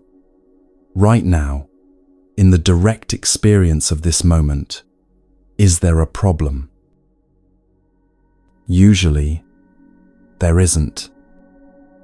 Usually, right now, is just this: sensations, breath, presence. The suffering is almost always about past or future, about what happened or what might happen, rarely about what actually is. This doesn't mean real difficulties don't exist. Of course they do. But even with real difficulties, You can only address them in the present moment. You can't fix yesterday. You can't solve tomorrow. You can only take action now, in this moment, with what's actually in front of you. And when you're fully present, you respond more skillfully. Your actions are clearer, more appropriate to actual conditions rather than to your fears or stories about conditions.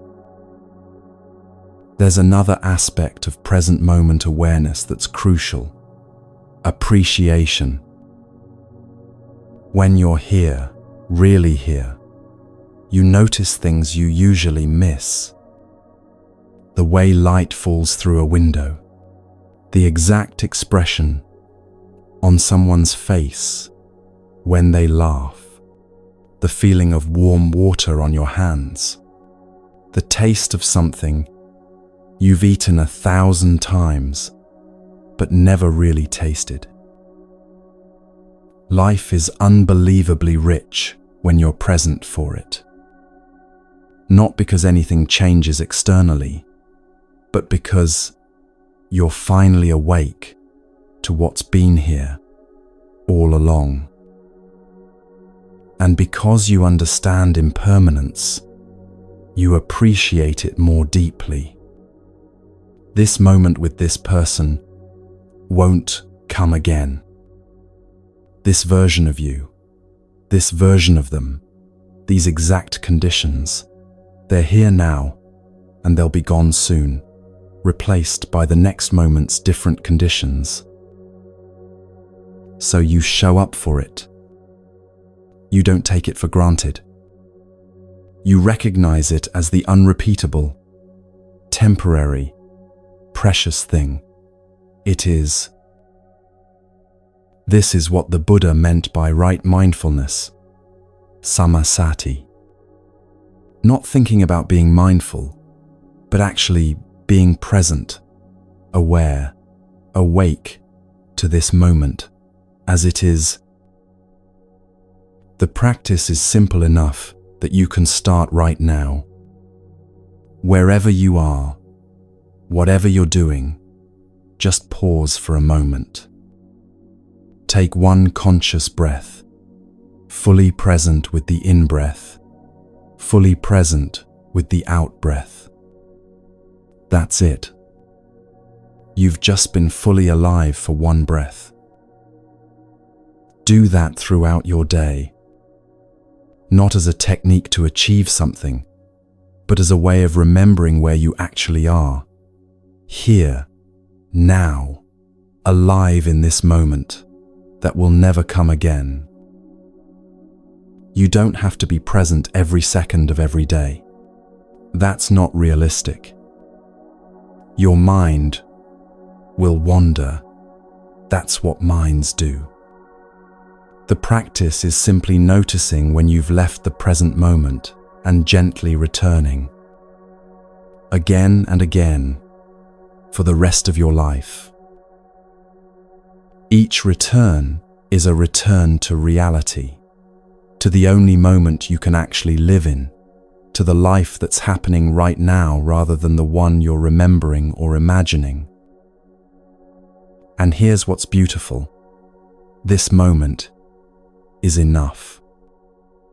Not because it's perfect, or because nothing needs to change, but because it's real. It's the only thing that's real. Everything else is thought, and thought can't be lived. Only this can. You're not waiting for your life to begin.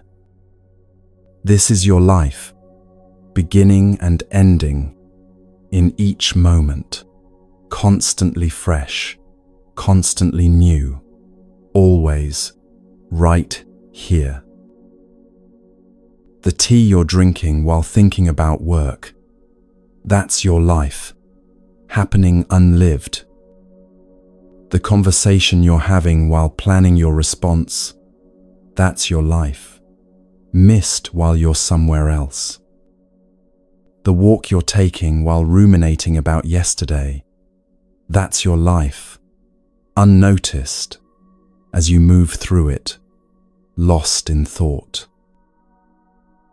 But when you bring attention here, when you actually taste the tea, actually listen to the person, actually feel your feet on the ground, then you're living. Then you're awake. Then you're experiencing the only thing there is to experience, this moment, just as it is. The Buddha taught this with such urgency because he understood what we forget. Impermanence means this moment matters. Your parents won't be here forever. Your children won't stay small. Your body will age and change. Everything you think is permanent is already passing, already becoming something else, already temporary.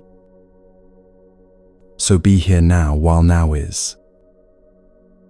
Not because you should, not because it's virtuous, but because this is where life happens. Only here, only now.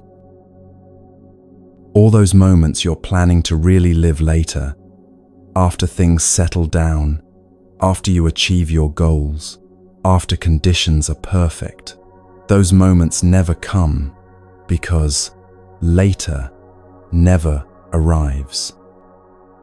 There's only ever now and now and now, each one complete in itself, each one the only reality. The cherry blossoms aren't waiting to bloom more fully later. They're here now, brief and perfect, and then they're gone. You're exactly like this, brief, temporary, and utterly precious, precisely because you won't be here forever. So take a breath. Feel it fully. Notice where you are right now. The sounds, the sensations, the simple fact of being alive in this moment. That's your life. Not later. Not when things are different. Now, be here for it.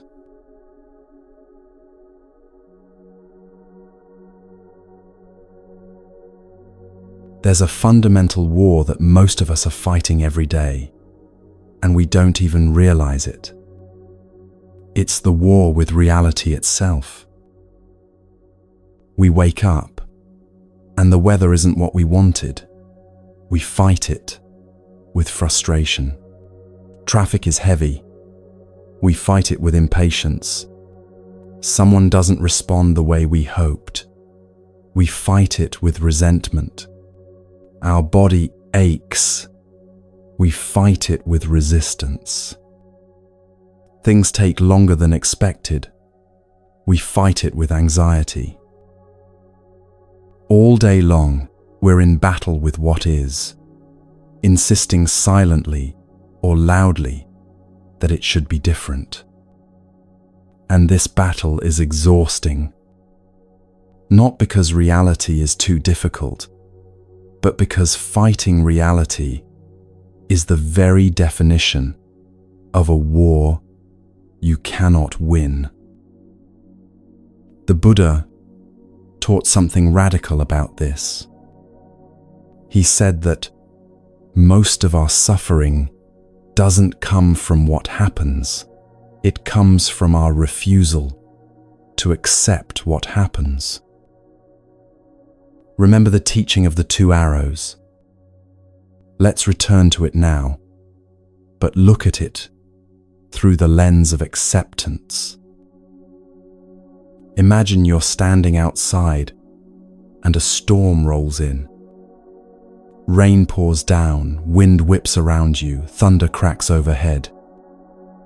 This is the first arrow, the actual weather, the actual event. It's unpleasant if you're not prepared. but it's just weather doing what weather does. Now imagine standing there yelling at the sky, "This shouldn't be happening. Why is this happening to me? This is so unfair. I don't deserve this. This is ruining everything." That's the second arrow, your resistance to what's already happening. And notice something. The second arrow doesn't change the weather at all. The rain keeps falling whether you accept it or fight it. But fighting it adds a whole layer of suffering that doesn't need to be there. The weather isn't testing you. The universe isn't sending you a challenge to overcome or a lesson to learn.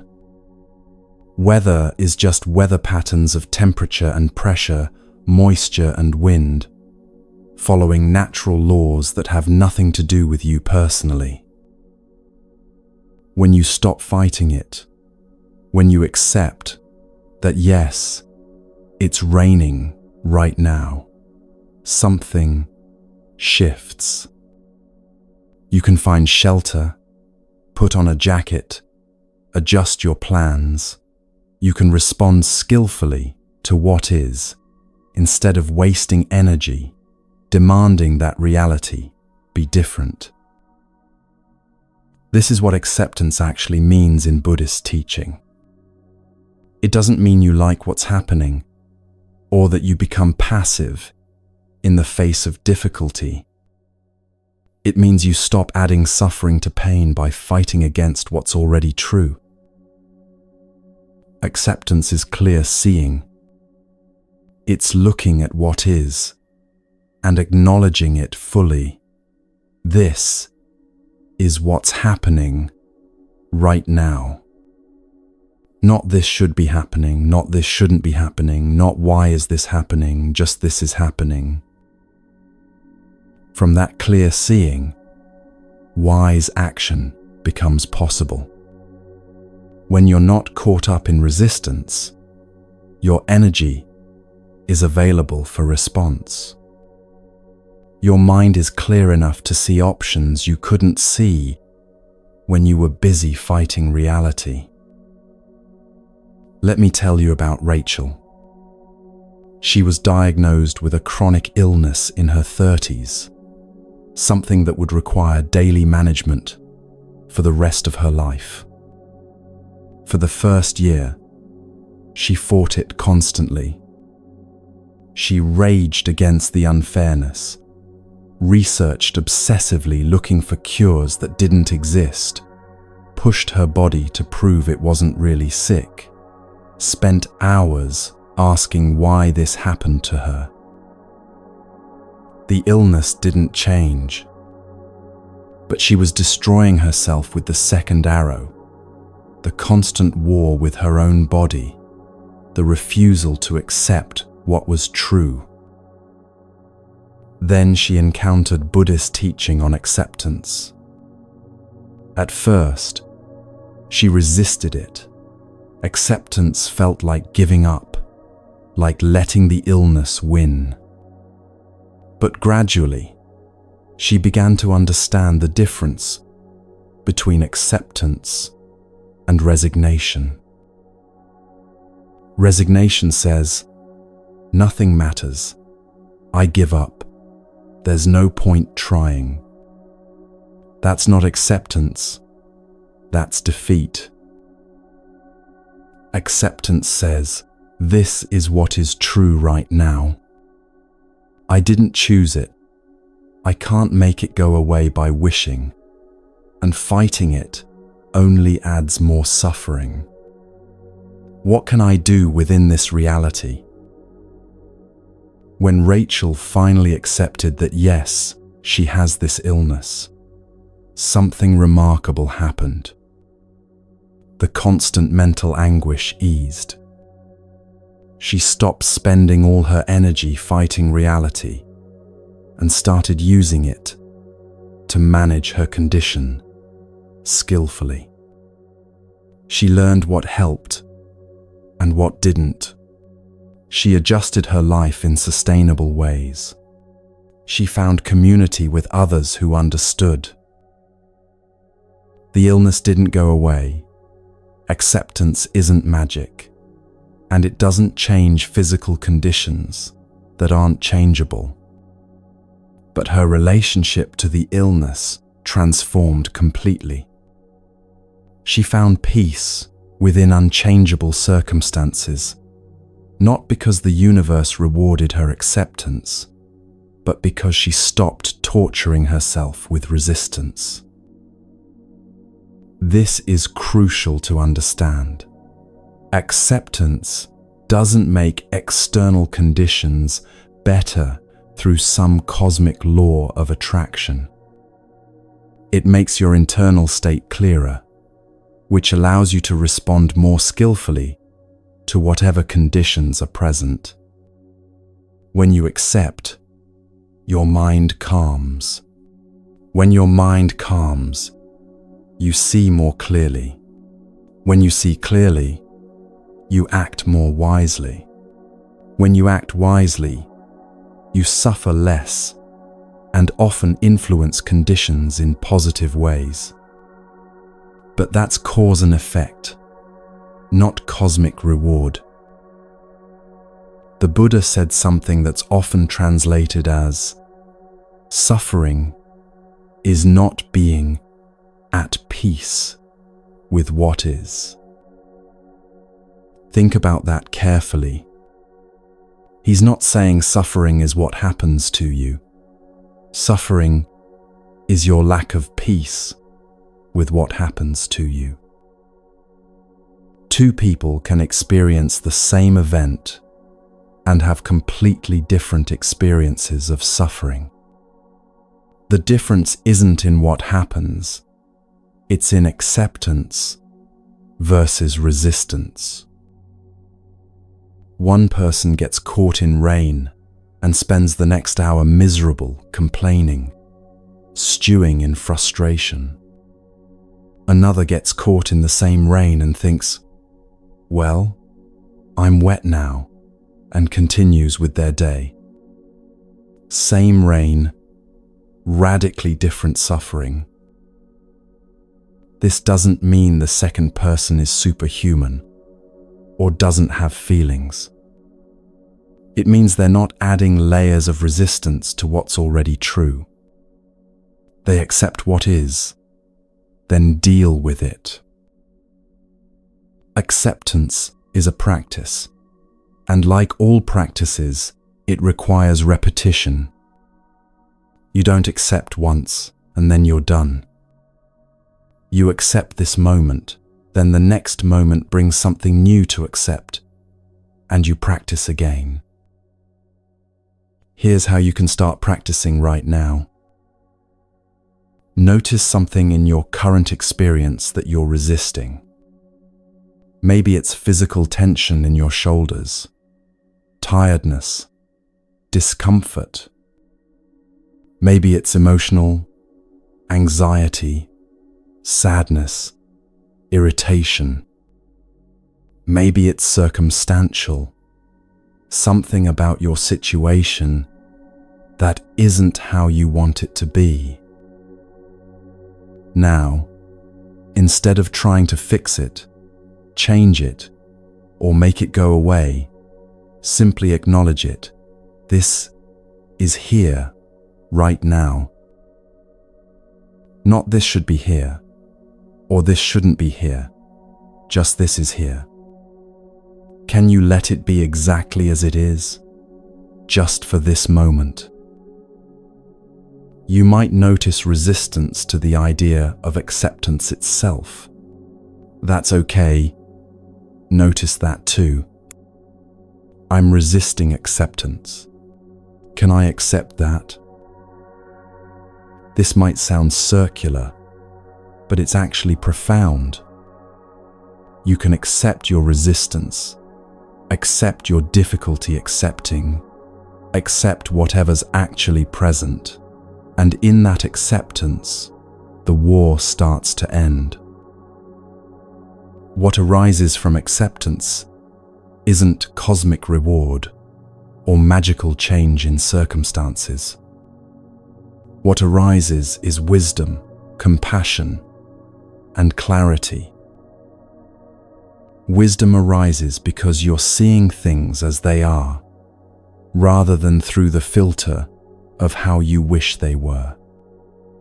This clear seeing allows you to understand causes and conditions more accurately, to recognize what you can influence and what you can't.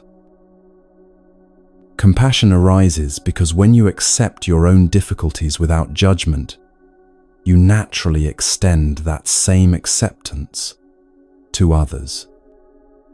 You recognize that everyone is navigating conditions they didn't entirely choose, doing the best they can with the clarity they have. Clarity arises because resistance clouds the mind, while acceptance settles it. When you're not fighting reality, mental energy that was tied up in resistance becomes available for clear perception and wise response. There's a story about a man whose house burned down.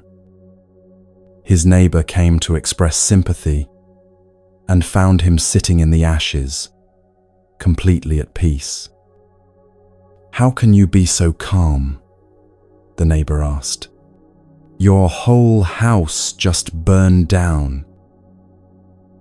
The man replied, "Yes, it did. And getting upset about it won't rebuild it. Fighting with the fact that it burned won't unburn it. So I'm accepting what's true, and from this acceptance, I'll figure out what to do next." This isn't cold indifference. He probably felt sadness, loss, shock, all natural responses to losing your home. But he wasn't adding the second arrow of resistance, of insisting reality should be different than it was. And from that acceptance, from that clear seeing of what is, he could actually begin the practical work of moving forward. His energy wasn't drained by fighting what had already happened. It was available for what needed to happen next. This is what the Buddha meant by samaditthi, right view or wise view. It's seeing reality accurately, without the distortions of desire for things to be different. It's understanding that fighting against what's already true only creates suffering without changing what's true. Right view doesn't mean you never try to change anything. It means you start from accurate perception of what is, then work skillfully with those conditions. You don't pretend circumstances are different than they are, but you also don't resign yourself to believing they can never change. There's a subtle but crucial distinction here. You accept present conditions fully. This is what's true now, while remaining open to the fact that conditions are always changing, and your actions can influence how they change.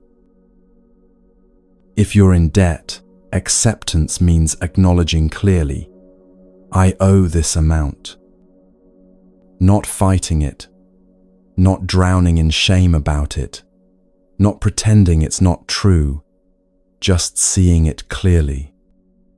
From that clear seeing, you can make a plan, take action, work with what is. If a relationship isn't working, acceptance means acknowledging the actual state of the relationship, not the one you wish existed or the one it used to be. From that honest acknowledgement, you can decide what's possible and what's needed, to work on it, to let it go, to accept it as it is,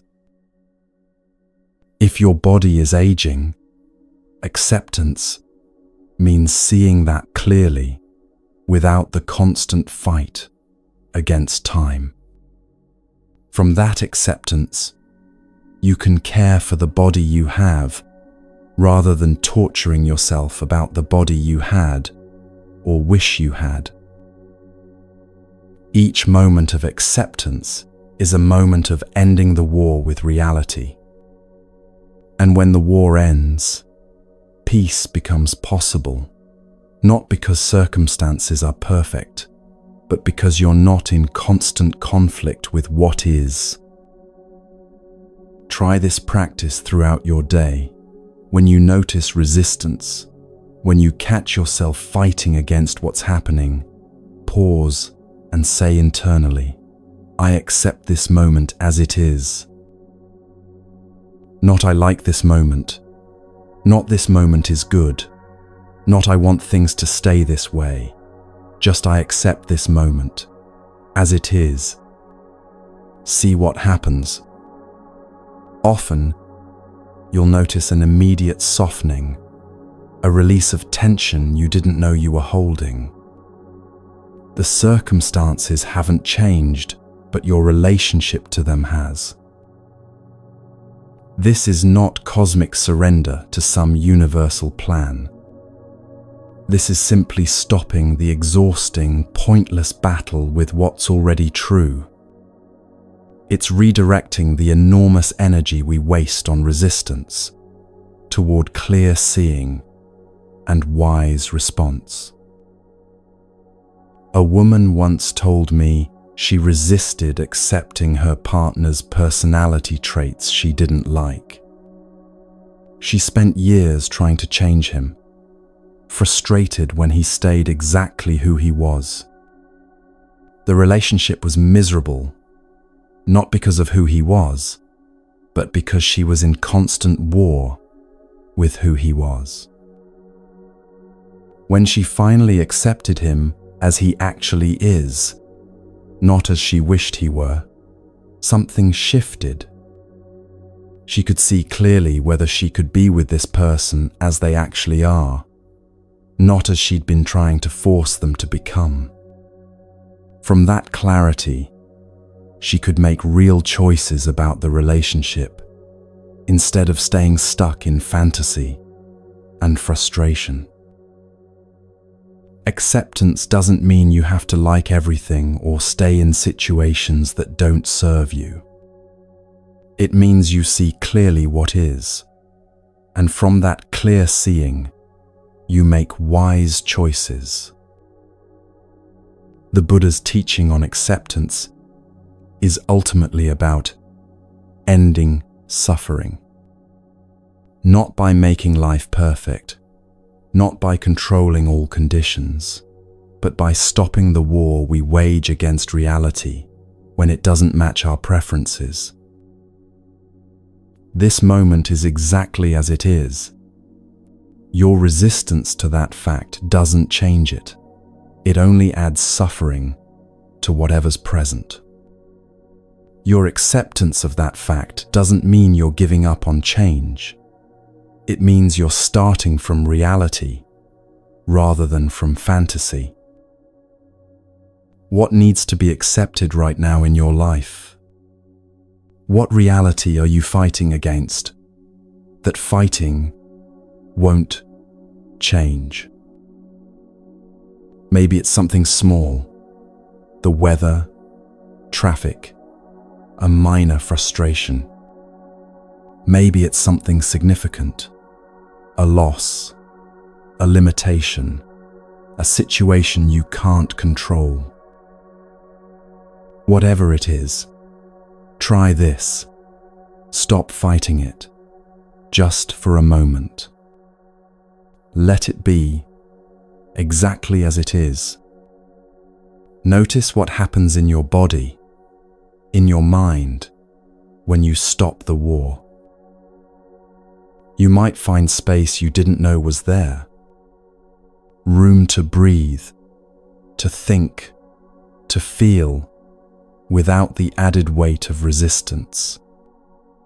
energy that was tied up in fighting becomes available for living. This is the practice of acceptance, not once, but moment by moment, situation by situation, for the rest of your life. Each time you choose acceptance over resistance, you choose peace over suffering, clarity over confusion, wisdom over struggle. The circumstances won't always change, but you'll change your relationship to them. And that changes everything. Because peace isn't about having perfect circumstances. It's about ending the war with the circumstances you have. Accept this moment, not because you should, not because it makes you virtuous, but because it ends the war. And when the war ends, you can finally rest, finally see clearly, finally respond wisely to what actually is. This moment is as it is. Can you let it be? That's the practice. That's the path to peace. The war can end right now.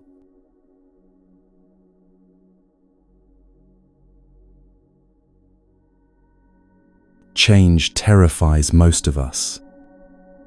We build our lives around the illusion of stability, construct entire identities around things staying the same, and then fall apart when reality refuses to cooperate.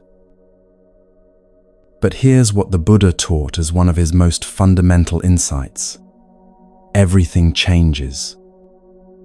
Not most things, not some things, everything.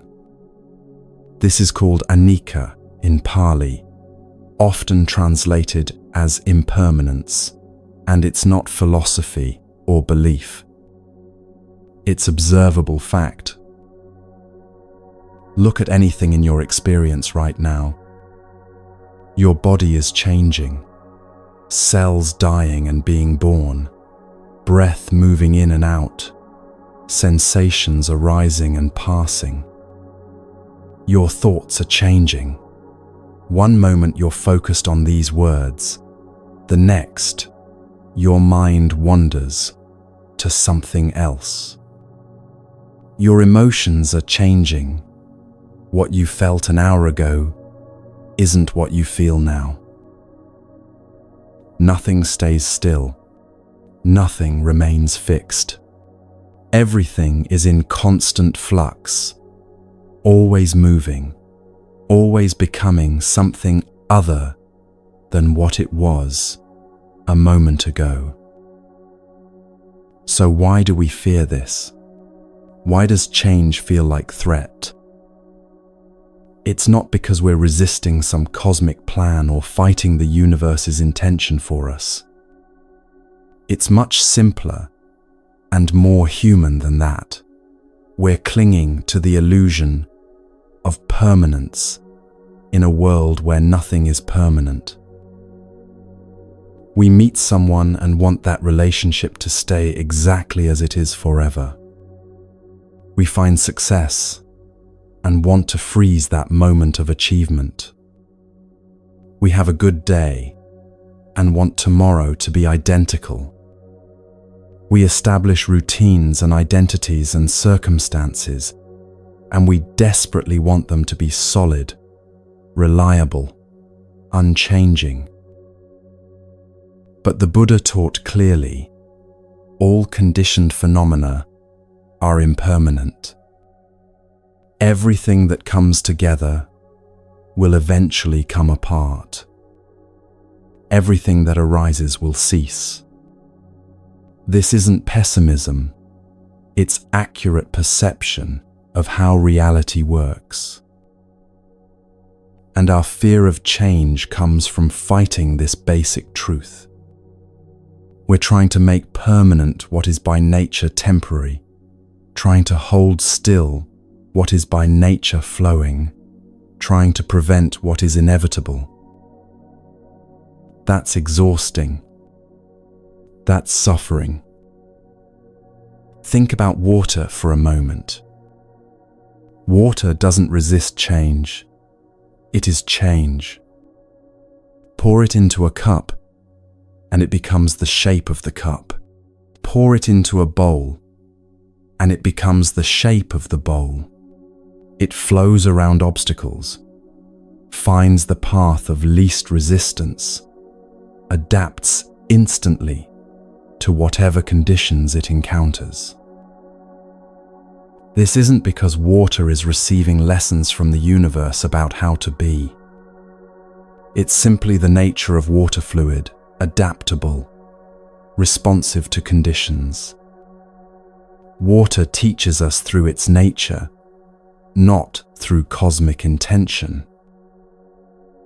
We can learn from water's example, not by waiting for the universe to show us how, but by recognizing that flexibility and adaptation are natural responses to a constantly changing reality. When you hold water tightly in your fist, it escapes through your fingers. When you try to grasp it, it slips away. But when you hold it gently in cupped hands, it stays. When you work with its nature rather than against it, water becomes your ally. Life is like this. When we try to grip it tightly, to control every change, to make things stay as we want them, life slips through our fingers and we're left frustrated. But when we learn to hold things lightly, to move with change rather than against it, we find a different kind of stability. Not the stability of things staying the same, but the stability of being able to adapt to whatever comes.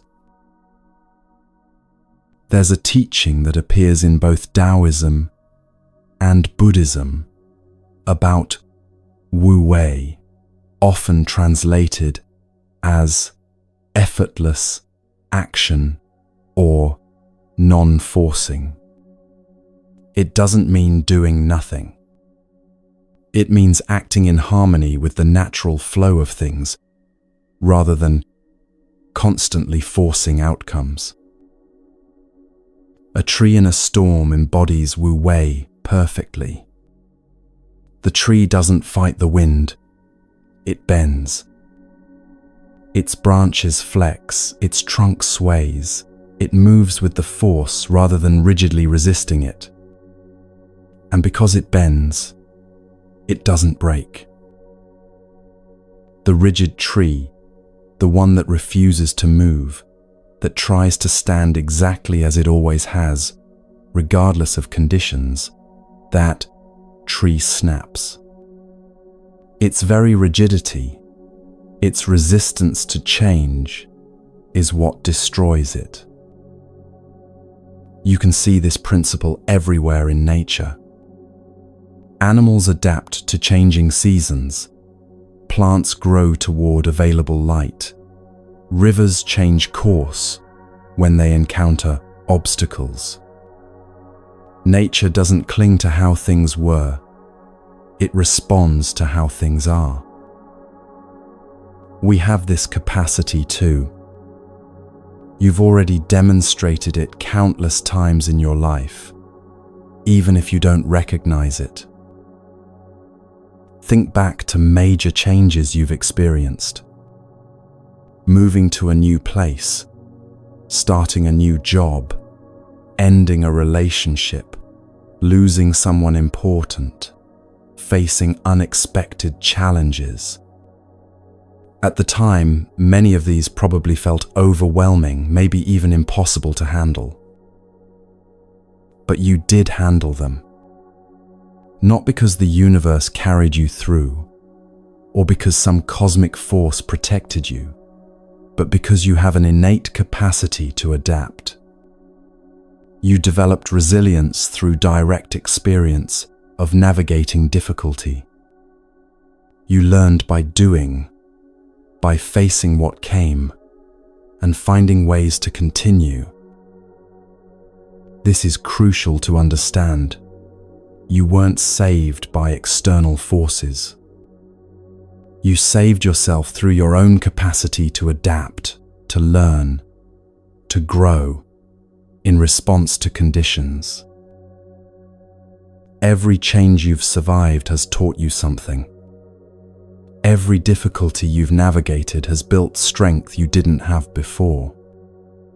Not through divine intervention, but through the natural process of adapting to what is. A man named Robert told me about losing his job at 53, after 25 years with the same company. He said the first months were terrifying. His entire identity had been wrapped up in that role, his sense of stability completely shaken. He kept thinking, "I'm too old to start over. No one will hire me. My career is finished." But slowly, he adapted. He updated his skills, reached out to old contacts, considered options he'd never imagined before. He discovered capacities he didn't know he had because he'd never needed them: flexibility, creativity, courage to try new things. A year later, he'd started his own consulting practice, was working with clients he found fulfilling, had more freedom than he'd had in decades. He said, "I would never have chosen this change. It was painful, but I adapted, and in adapting, I became more than I was." That's not the universe having a plan for him. That's a human being responding to changing conditions with the remarkable adaptability we all possess. You can trust this capacity in yourself. Not blind trust, not faith in something external, but trust based on evidence. Every time before this, when conditions changed, you found a way to adapt. You learned, you grew, you continued. This doesn't mean change is easy or that you won't struggle. It means you have direct knowledge, through lived experience, that you can meet change even when it's difficult. And here's something important about impermanence that often gets overlooked: the difficult change you're experiencing right now. It's also impermanent. Whatever challenge you're facing, whatever loss you're grieving, whatever uncertainty you're sitting with, it will change. Not because you deserve relief, or because the universe will eventually give you a break, but because change is the nature of all conditioned things. Nothing stays the same, including difficulty. This isn't cold comfort. It's liberating. You don't have to fix everything right now. Don't have to force change to happen faster. Don't have to panic that this is permanent. You can work with conditions as they are, while knowing that conditions are always shifting. There's a practice in Buddhism of reflecting on impermanence deliberately, not to depress yourself, but to reduce clinging. You can try this right now. Look around at your environment. Everything you see will eventually change form. The furniture will wear out. The walls will need repainting. The objects you own will break, or be given away, or outlast you. None of it is permanent. Think about the people in your life. Everyone you know, everyone you love, is changing, moment by moment, aging, learning, becoming different than they were yesterday. These relationships will all change too, through distance or transformation, or eventually death. Nothing stays the same. Notice your own body and mind. You're not the same person you were 10 years ago, 1 year ago, even 1 hour ago. Your thoughts are different. Your body is different. Your understanding is different.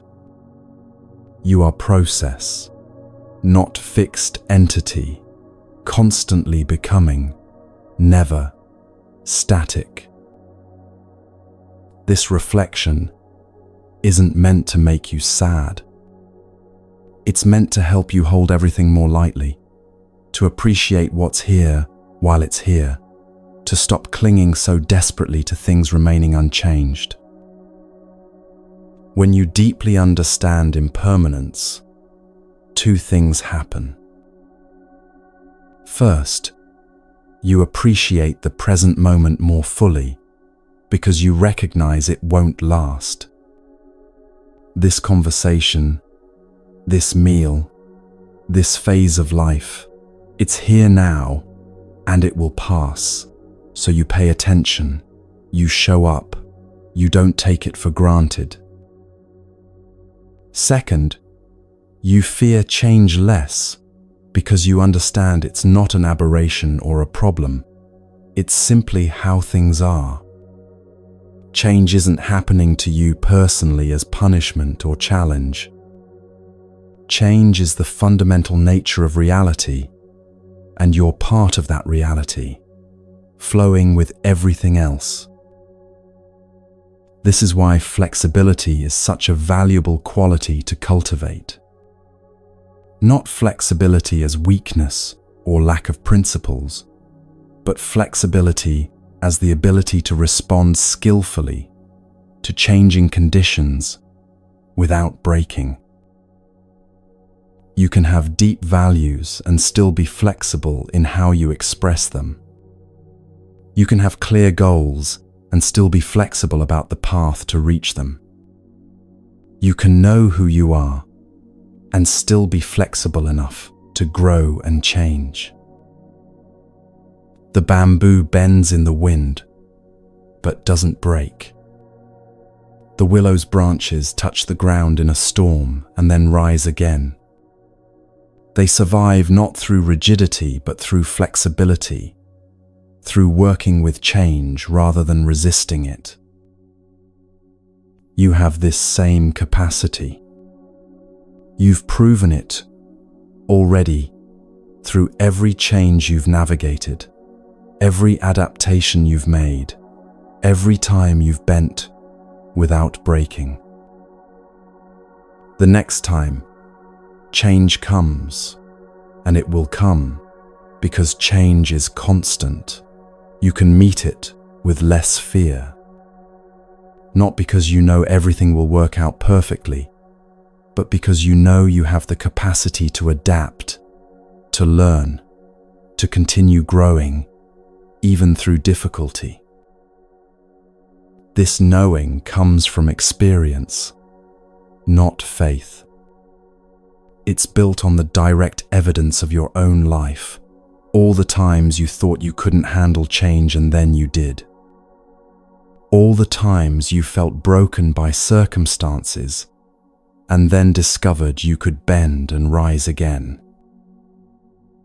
Impermanence means everything changes, including you, including your capacity to meet change, including this very moment of difficulty or uncertainty you might be experiencing. Water flows, trees bend, seasons turn, everything moves, everything shifts, everything becomes something new. This is not something to fear. This is the very nature of being alive. You can fight it, resist it, try to make things stay the same, and exhaust yourself in a battle you cannot win. Or you can learn to move with it, adapt to it, flow with the changing conditions while maintaining your core integrity. That's the wisdom of impermanence. Not that everything falls apart, but that everything flows.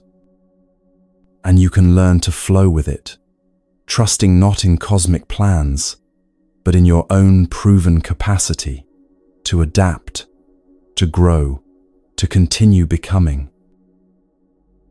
The next change is coming, and it will pass too, like everything else. Like everything always has, you'll adapt. You always have.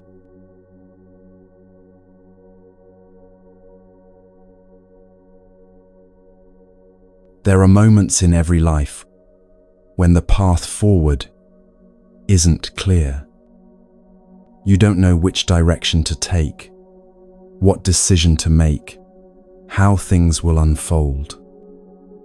The future is fog, and you can barely see a step ahead, let alone the destination. Most spiritual teachings tell you to trust in these moments. Trust the universe. Trust that you're being guided. Trust that there's an invisible hand leading you to where you need to be. But the Buddha taught something different. Something more honest, more empowering, and ultimately more trustworthy. He taught that not knowing is okay. That uncertainty is not a problem to solve, but a reality to accept. That you don't need a cosmic guide because you can develop your own capacity to walk skillfully even when you can't see far ahead. This is called beginner's mind in Zen, approaching each moment fresh, without pretending you know what you don't know, without clinging to false certainty. Imagine you're walking through dense fog early in the morning. You can see maybe 10 feet in front of you, no more. You can't see your destination, can't see the full path, can't even see what's waiting just beyond the edge of visibility.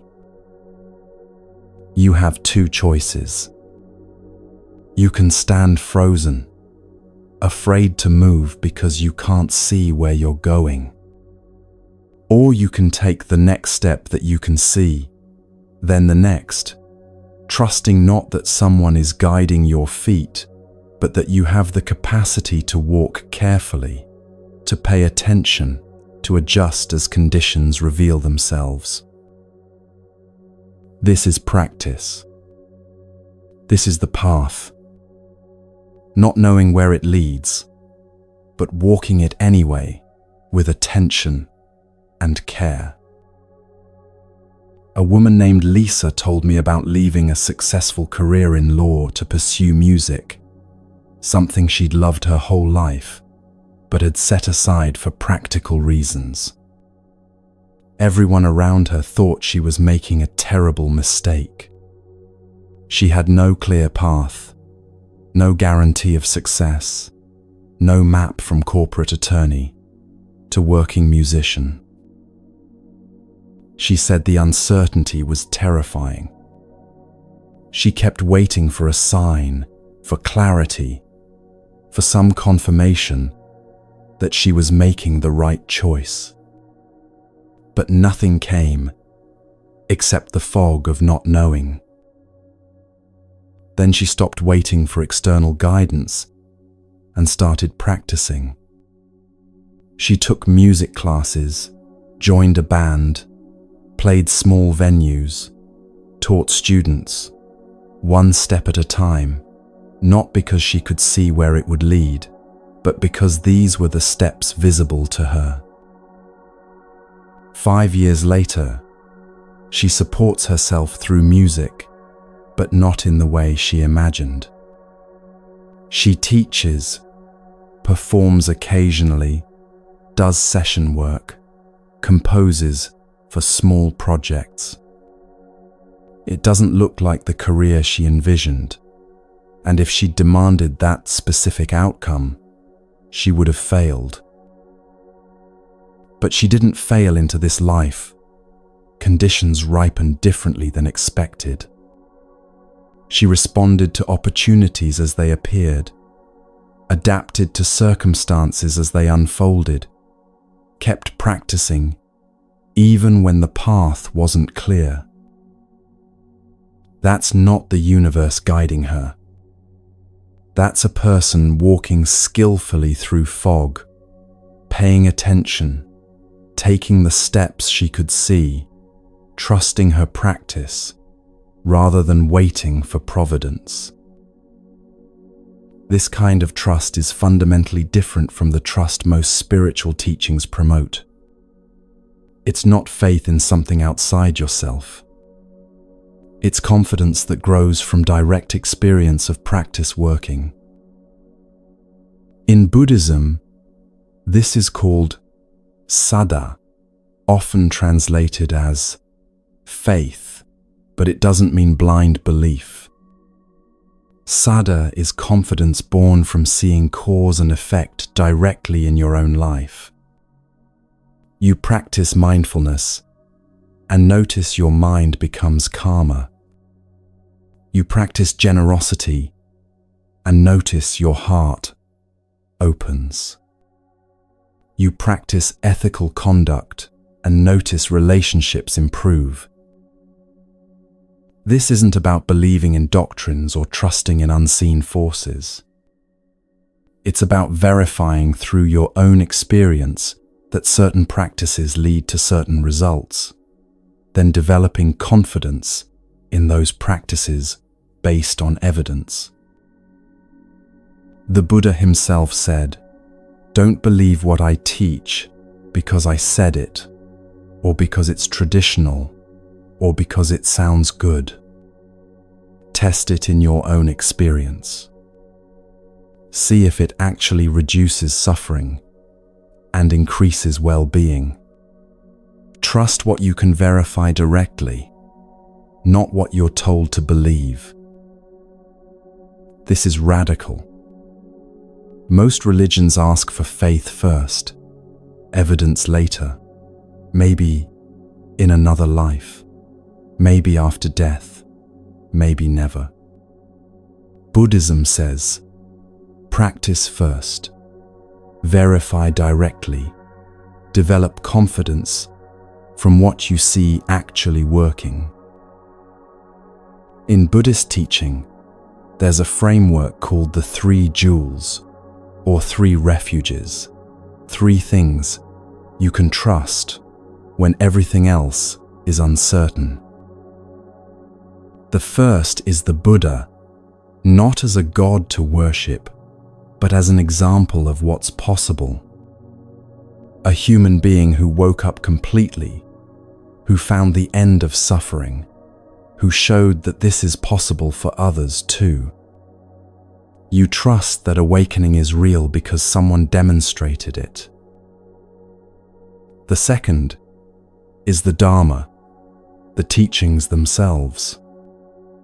Not as dogma to follow blindly, but as a map tested by countless practitioners over 2,500 years. You trust these teachings because you can verify them yourself, because when you apply them, they work. The third is the Sangha, the community of practitioners. Not as authority figures who have all the answers, but as companions on the path who share practice, support each other's efforts, and demonstrate through their lives that the teachings work. Notice what's not in this list: the universe, fate, cosmic plans, divine guidance. The Buddha offered things you could actually test, verify, and develop confidence in through direct experience. And most importantly, there's a fourth refuge that's sometimes called the ultimate refuge: trust in yourself.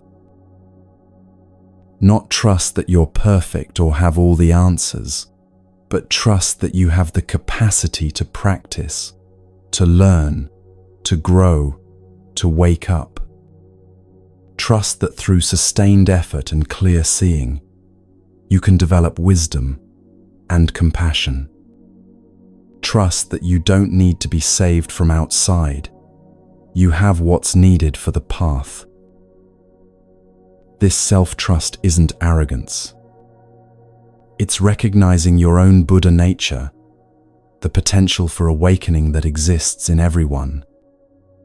It's understanding that while teachers can point the way and community can support you, ultimately, you have to walk the path yourself, see truth yourself, free yourself. This brings us to something subtle but important: how trust actually feels in the body. Most people, when they talk about trusting the universe, describe a feeling of being held, supported from outside, carried by something bigger than themselves. And that feeling can be comforting until circumstances change, and suddenly you feel dropped, abandoned, unsupported. But trust in practice feels different. It feels like inner stability, not because nothing bad will happen, but because you know you have tools to work with whatever arises. It's groundedness that comes from within, rather than support you. Imagine coming from outside. Try this right now. Close your eyes or soften your gaze and bring attention to your body. Ask yourself, where do I feel groundedness? Where do I feel solid, stable, connected to earth? Maybe it's in your feet, if you're standing, your sit bones, if you're seated, your back against a surface. Maybe it's in your belly, your breath, your bones. Just notice where stability lives in your direct experience. Now ask, where do I feel groundlessness?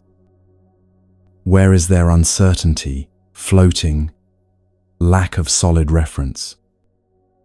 Maybe it's in your chest, your throat, your head, places where anxiety or fear often register.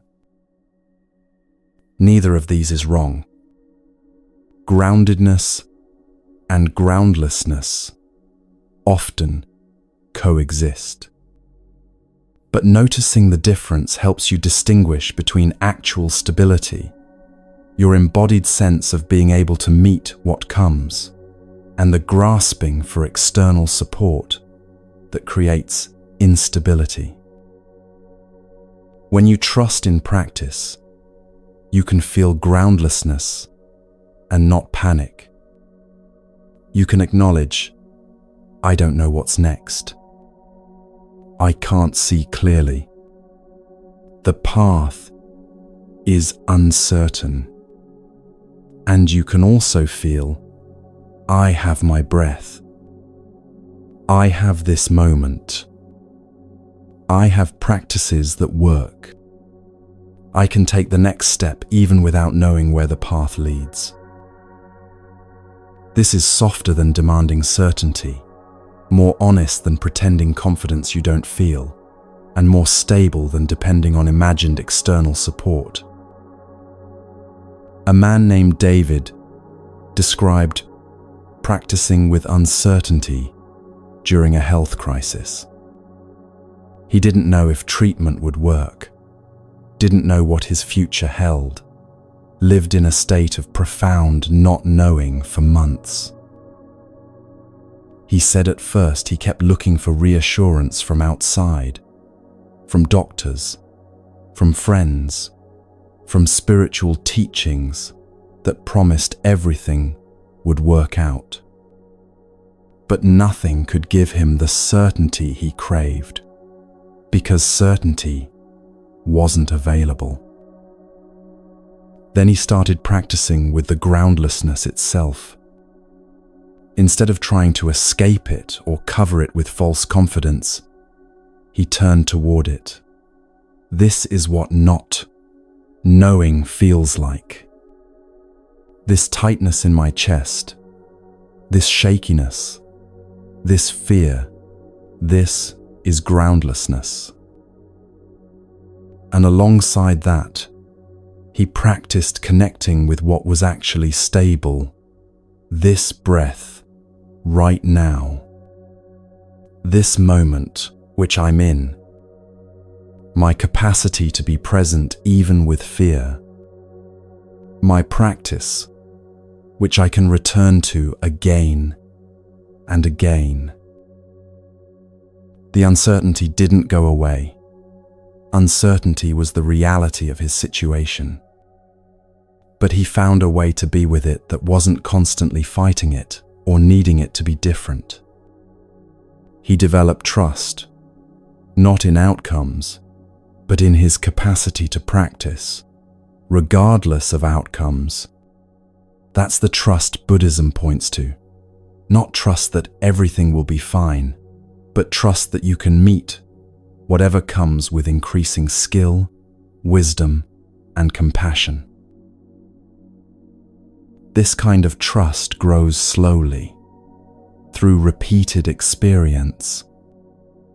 You practice sitting with discomfort and discover you can do it. You practice observing difficult emotions without being destroyed by them. You practice making wise choices, even when you're afraid. Each time, your confidence grows, not in external support, but in your own capacity. This is why the Buddha emphasized practice so much. Not belief, not worship, not hoping for divine intervention, practice. Actual training of mind and heart through repeated effort that produces verifiable results. You practice mindfulness and attention sharpens. You practice patience and reactivity lessens. You practice compassion and your heart softens toward yourself and others. You see these changes directly, not through faith, but through evidence, and that evidence builds trust in the path itself. When the way forward is unclear, when you're walking through fog, when you don't know what's next, this is when trust in practice matters most. You can't trust in a clear plan because there isn't one. You can't trust in certainty because uncertainty is the reality. But you can trust that your practices work, that paying attention helps, that taking the next step with awareness is better than freezing or running blindly. You can trust that you've navigated uncertainty before and developed capacity through it. You can trust that conditions will continue changing, which means this fog will eventually clear, even as new fog forms elsewhere. You can trust that you're not alone. Others have walked through not knowing and found their way, not through cosmic guidance, but through practice. Most importantly, You can trust this moment. Not the imagined future, not the remembered past, but this actual moment where you can feel your breath, can sense your body, can be present with what is. This moment might be uncomfortable, uncertain, full of not knowing, but it's real, it's here, and you can meet it. That's not faith in something outside yourself. That's confidence in your capacity to be present, which is the foundation of all practice. So when the path is unclear, when you can't see where you're going, when uncertainty is all you have, don't wait for signs from the universe. Don't demand clarity before moving. Don't freeze in fear of making wrong choices. Instead, trust your practice. Take the step you can see. Pay attention to this moment.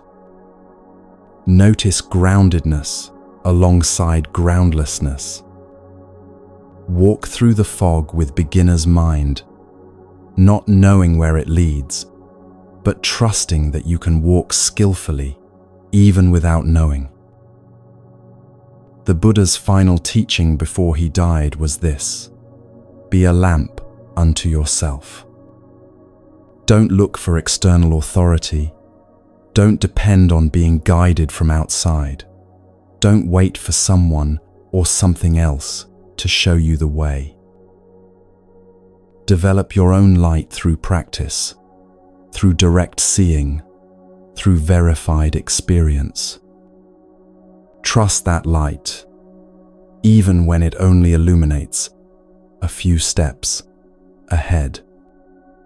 Trust your capacity to walk those steps with awareness and care.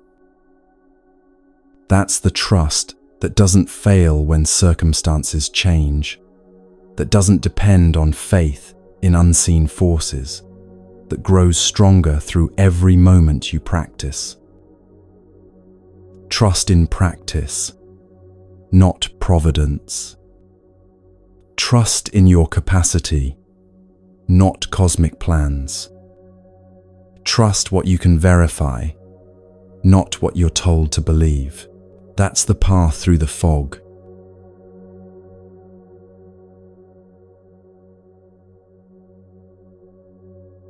You've been on a journey through these teachings, but here's the truth the Buddha pointed to. The journey is the destination.